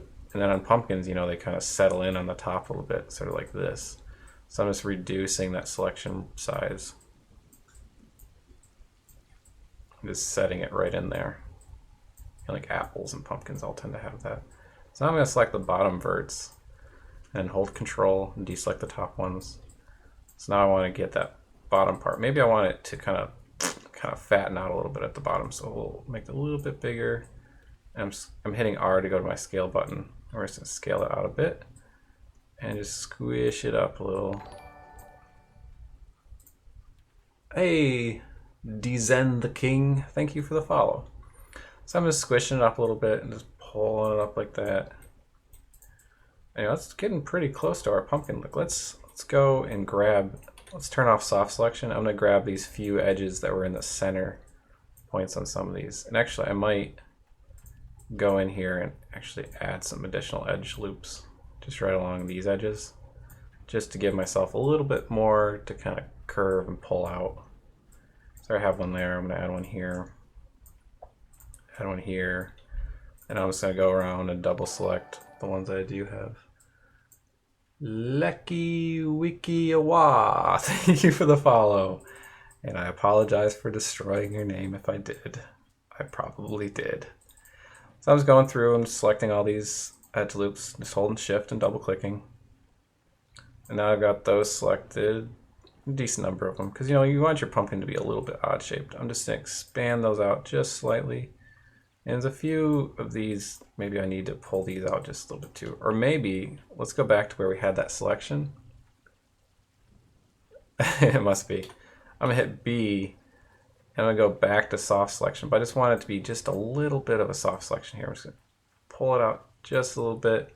So now we're getting like these sort of odd growth formations. You know, some, think of it like, you know, everyone's not symmetrical. You don't want your pumpkin to be symmetrical either. I'm just getting random growth. So I'm just gonna push that out a little bit. And now it's starting to get even better of a pumpkin. I might even consider going in and adding like one of these on here in the center here to really kind of form that. Let me show you what it looks like when I deselect it. Like it's kind of forming that interior edge a little bit. See how the lighting isn't reacting to this line as much as it is to this one? Because I added those extra edge loops. Edge loops are basically just a circular edge that slides around. Like the edges are the lines. I could explain that if anyone is interested. If no one's interested, I don't want to bore them too much on it. What do you think, Kimchi? Would you explain it? So now I'm just pulling these in here, and this is, it's giving a little more definition. The lighting will be able to react better on it and everything. And I could go through the whole process and show kind of how, but see how it now, look how it's catching the lighting better. And it's just, yeah.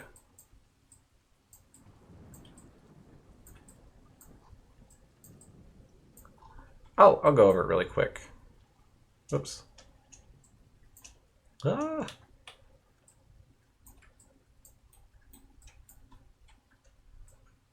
Okay, well, that's good. I don't know why that's... Oh, see that? I messed up by selecting the edge. Really briefly, I'm going to just make a square and explain it super, super quick. So edges... So to construct a polygon, you have points in space, and those are verts. What's wrong with my brain today? So you have each vert, and to make a... those verts then are connected with edges, which are these, and then those two components together create a face. So you have those things all combining. So then you move verts in space, in 3D space, and your edges follow suit, and so does your face. So that's the three components that create like 3D objects. So when you download like an OBJ file or something like that, that's actually like the coordinates of the verts, and it tells you where the lines are and everything, like, or the edges. So that's interesting to know that. So I'm just turning on soft selection, and when I'm doing those selections, you'll notice I keep selecting something from the bottom too. So I'm going in here. It is kind of a mess right now. But this is, you know, I could take this, I could take it into ZBrush or something and just start sculpting on it. So we're not making like a perfect pumpkin or anything. Maybe I'd take this, retopologize it, and everything like that. Let's make a stem for it. So I created a cylinder shape. I drag that off to the side. I'm going to reduce the top of it and just, I'm using the W key to activate the move tool. I'm going to line it up here. And a neat trick for lining stuff up is even hold V. You can snap stuff to vert points. So I held V and just like plopped it in there. So this is going to be our stem. And stems tend to have like, for a pumpkin stem, they don't have as many sides. So I'm actually going to go over to the side. You can't see it, but I'm going to reduce the sides of this to like 10 and see how that looks. That looks pretty nice. And I'm going to grab the top pieces here. And there's a few ways you could do this actually. I'm going to try a different way. This way I'm going to do, we're going to try something a little different. Normally I just extrude out repeatedly with those stems and just pull them out, extrude them. I'm going to do something a little different and see how it works. I'm going to use, basically I'm creating points where I want the stem to go to. I haven't tried this before. I mean, I used the idea of the tool, I just haven't used it too much. And I'm just duplicating these out, hitting Control D, and it does a duplicate for you.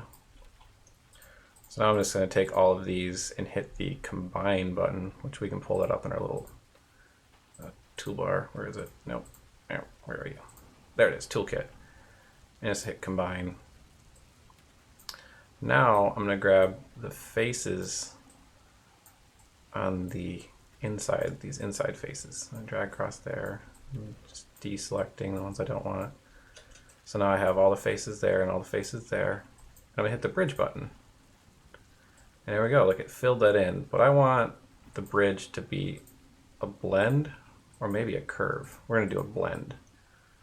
And then I can add the amount of divisions I want. I could even add a little twist and like some taper and stuff like that. A little bit of offset. So now it's giving me kind of an interesting shape there automatically. So I got that, and I could go and grab these faces and reduce them just a little bit, grab the scale, kind of draw them in a bit. And I'll grab these faces in here using Shift Control to select those, and then just plain Control to deselect. And I'll hit Bridge. And I'll set this to bend. And just add I'm just adding little bits of twist and taper just to kind of give it a little bit more interest. And that's, there we go.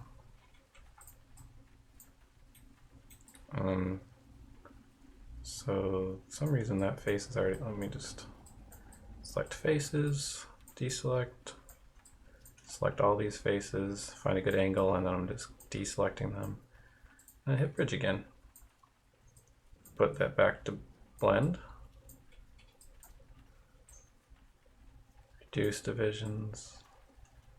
Play with the taper a tiny bit. Maybe I'll have it taper down a bit. And then you can even go back in here. I want to select these faces here, and I'm going to hit B. I'm just going to reduce the taper, just draw it in a little bit. I'm using the soft blend just so it kind of tapers everything a bit with it. I'm going to turn it off on this one because I just want this end one to taper. I'm going to move this edge loop over just a tiny bit.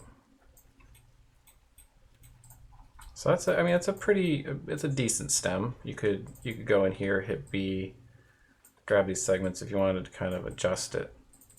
Some minor adjustments. You can move some stuff around. Perhaps we want to add a, let's insert an edge loop. So we'll go, actually I want to try the slide edge. I don't know if I've even used this tool before.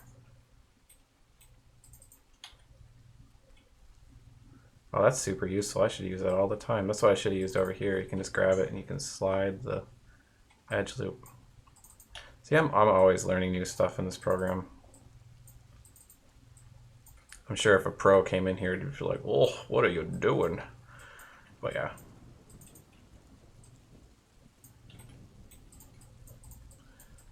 So say that was the stem we wanted to go with. I would, honestly, I'd probably want to change it up a bit. You know, go in here,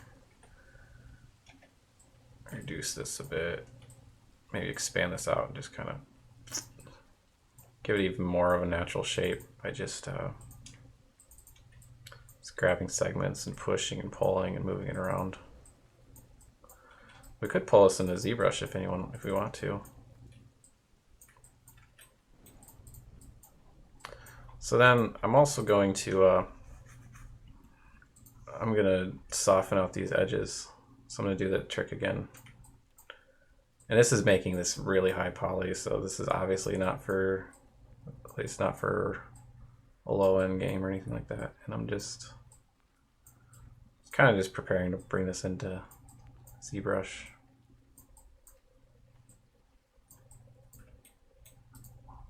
So you didn't notice anything happen, but watch, I'll hit this, I hit smooth. Now it's looking a little bit better. Yeah, we could twist the stem. The more information I add to this, the harder it is going to be to move stuff around. So I'd probably, you know, that's a good idea. I could spiral around a bit.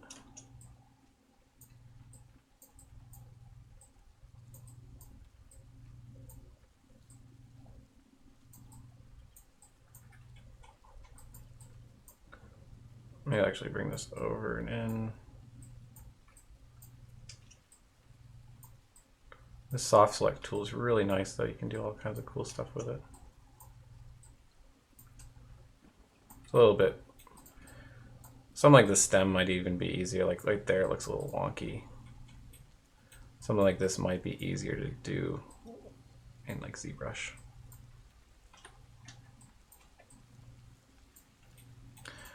We'll say that's good enough though. And I'm actually going to bring this down into the pumpkin a little bit more.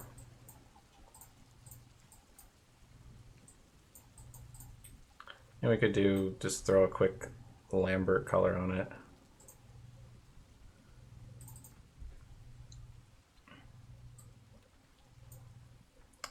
And just throw a nice, oops, I did the color, but I didn't hit OK.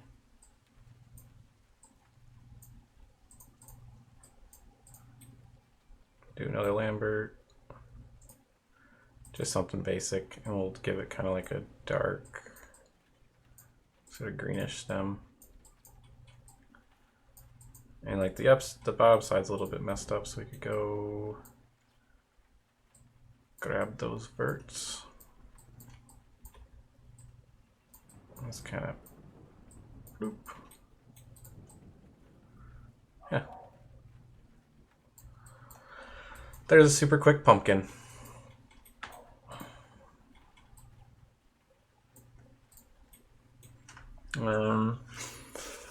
Let's see. Oh, what time is it? 6:30. Oh, ooh. But yeah, you could do whatever you want with this pumpkin. Lots of cool things. You could render it out or something like that. Put the pumpkin over there. Let's see, what else could we... Since I'm in such a Halloween-y mood, let's make a gravestone. So let's create a cube.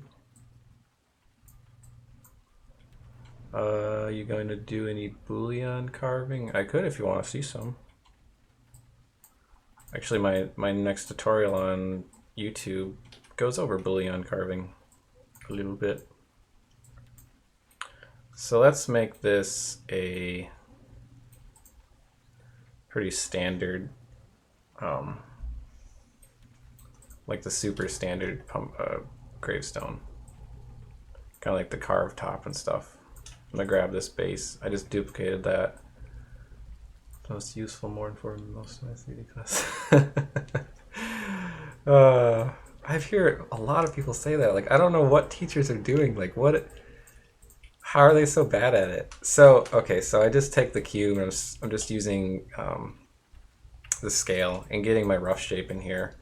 And I want to make like that generic looking gravestone. Oh, that's crazy. I've got some tutorials going up. Hopefully they're as informative as this informal situation. So you could grab this top up here and like extrude it out like this and try getting that to work like that. But I'm better off not knowing. We're gonna just bevel the corners. So I'm gonna grab these two edges, open up my toolkit again, hit bevel, and at first you're like, okay, so that's that shape, but I want like that really classic rounded shape. So I'm gonna hit segments and get the amount of bevel. And depending on how high poly or low poly you want this, I could just increase segments a bunch if you want super smooth, or I could go less segments. Pretty much whatever you want, really. But I kind of go middle ground, do like maybe 8.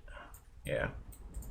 The only issue with this though is, if you know anything about like polygons and stuff, like you have a trie is 3 verts, 3 points in space, and then a polygon or a quad is 4 points in space. And anything beyond that is considered like an n-sided polygon. It's like an unknown. There's not enough information for the program to track it and know correctly what's going on. Like, it's fine for Maya and stuff, but if you put this in a game engine or something, it's going to screw up. So what we need to do is basically connect these points, and you could do that with the multi-cut tool. I'm actually going to save this. We'll call it Blib Blam, so I'll remember what it is when I forget about it and don't remember what it's called. But yeah, so you use the multi-cut tool, which for some reason isn't engaging. Maybe my computer's being a little bit weird. There we go. So you click the multi-cut tool, and you can just go across here and click the 2 points and enter. So now this piece down here, that's a quad, so that's perfect. But all these pieces up here, we could go and make the rest of these quads. So quad just has to have 4 sides. So just going across, going across.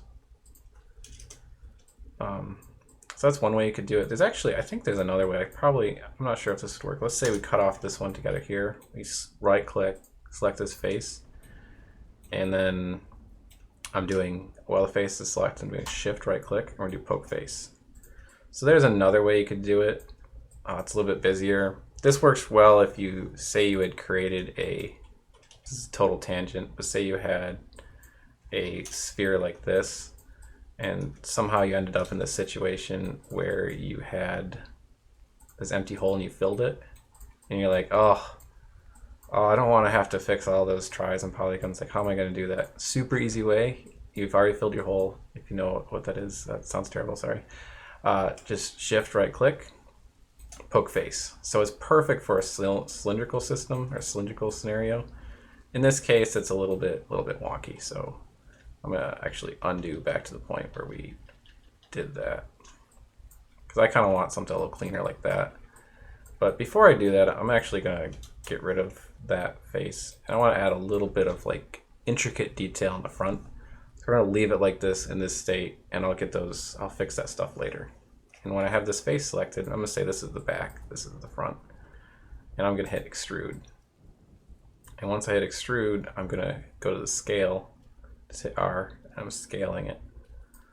And then I'm gonna move it, hit W, just slide it up a bit. And I'll fix that later down there, because I want that to be actually down further. So now from here, we could, just modify this a bit. I'm just scaling it. And basically what I want to do is either do an inset or an extrusion out. So I could hit extrude again, and we could either pull that out like this and have the gravestone have a little more information that way, or we could set it in like this and then make it look a little more natural and give it a bit of a bevel like that. And yeah, see, so you could have that. Then at this point, you could go ahead and fix those tries. But maybe I want this to be like its inset, like for name up here. You could do something like that. It'd be kind of interesting. Or maybe down like here. There's lots of ways you could handle that. Or say you're like, oh, you know what? I want to have it like two separate indentations. So I'm gonna go with that cut tool out again. Forgot to change the title of your current stream. Whole point. Oh my god. Yeah. So okay, we're gonna get the multi-cut tool out again, and I'm gonna have this cut here and here, and I'm gonna double-click this edge, and I want to line it up. I'm just using the scale tool on that. Double-click this one, scale tool again. As soon as I said that, I was like, oh no, I'm in trouble. And I could pull that out like that, but I want it to line up still. So I'm actually going to cut extra lines like that. Now when I pull this line out like that, it should work better. So say you wanted that to be like a separate indentation or something. But we kind of made a bit of a mess of all the edges. Like if we had planned this out properly, we could have made it look a lot better. But I think this is a good scenario because we can kind of go in and modify things and kind of show everyone how they can modify stuff. So we want to reduce the polys, line a few things up. Like I'm going to double click this one, this edge, and I'm just going to grab that. That's just the scale tool, and I'm just pulling it down, scaling. And that basically lines up all the edges on that selection. You could do it for these faces too. You could select these front faces and then scale it out like that a little bit. It's kind of bevel out all your faces a little bit, so you might want to, perhaps you want to select all the way around this edge or something. So we have all those faces selected on that front pane now. I'm going to scale all of these so they're all lined up. Now that I have that done, I want this to reduce some of this information here. So we're going to go to the target weld button. And I'm just going to start. You just basically click the verts you want to combine. And we're reducing all that extra information that we didn't really need. I could just delete some of this stuff too.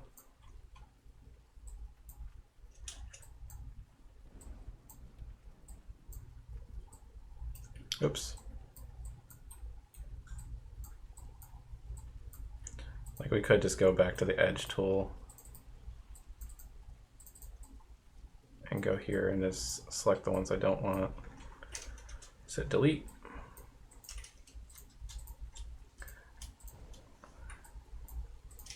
Basically I'm deleting these and I'm going to come back and be like, how do I want to actually fix these?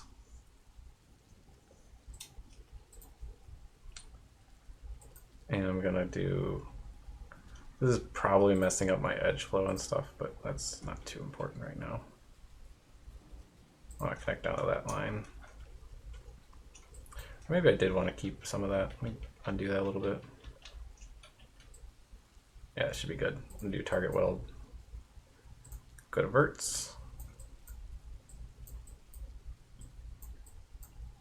I'll also have it be one that goes around here.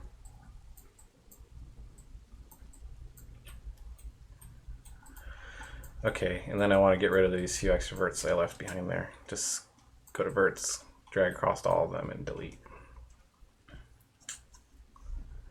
So now I'm going to go down here. I'm going to bring these faces that you can't see So let's slide these up here. And you'll notice like this edge in here, it looks like really soft. Doesn't look quite right. I'm gonna grab those edges that I want to look harder, select them all, and click set the soft edge, hard edge threshold to normals. And there we go. Now it's nice and chiseled looking. Stuff that you might want to soft, like you could go in here and be like, I want to soften these. Select all those, click soft. Oh, that selected one I didn't want.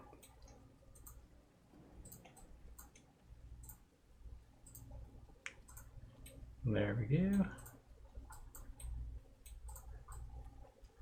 So you could put like a name down here or something. And beyond here we could select this whole face, and we could bevel all around that if we wanted.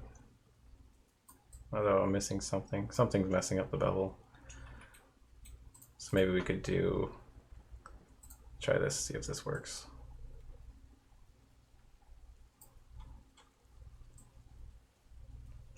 Yeah, see, that's a little bit funky just because I kind of broke up that edge flow and everything. So maybe to fix that, we'll do target weld. Go to verts. And it's not going to do what I want to do for some reason. So you could move these down here, make a selection. I think you could do merge components. Where is it? Yeah, merge to center. I'm gonna hit G, that redoes the last action that you did. If you did merge to center like that, it's gonna do that, but I don't want that. I want it to merge to down to these points. There we go. And probably you wouldn't really want to do that. That's super long piece like that. It looks a little bit bad. Come in! Well, it looks like my friend's here, so I've got to get going. Let me head out. Hang on one second.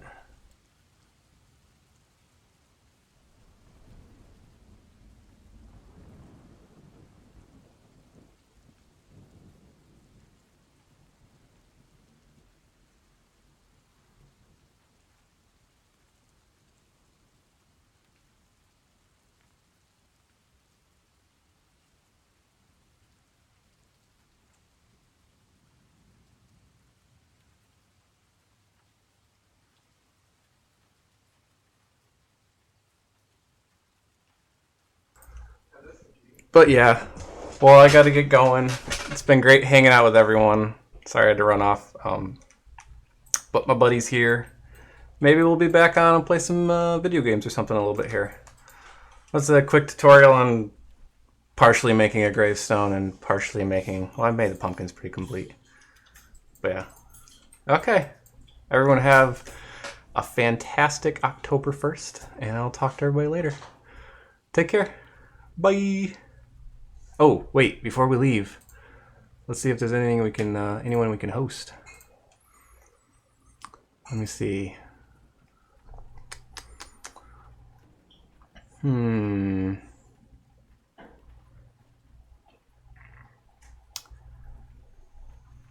Let's see. Ooh, we could host Anne. She's super nice. Let me get her shortcut. She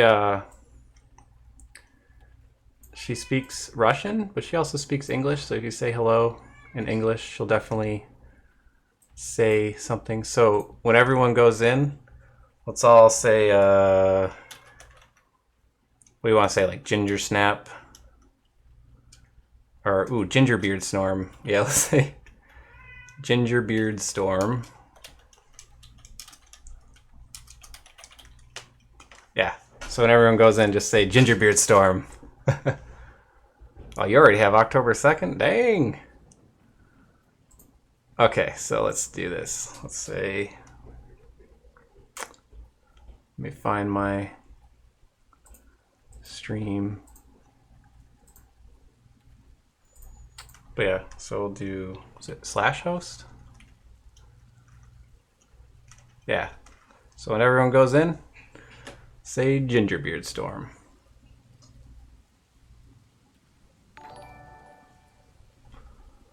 Oh. Aw. Corvia, thanks for the follow. I appreciate it. I'm just ending my stream, but I'll be back later for sure. And... okay. Attack!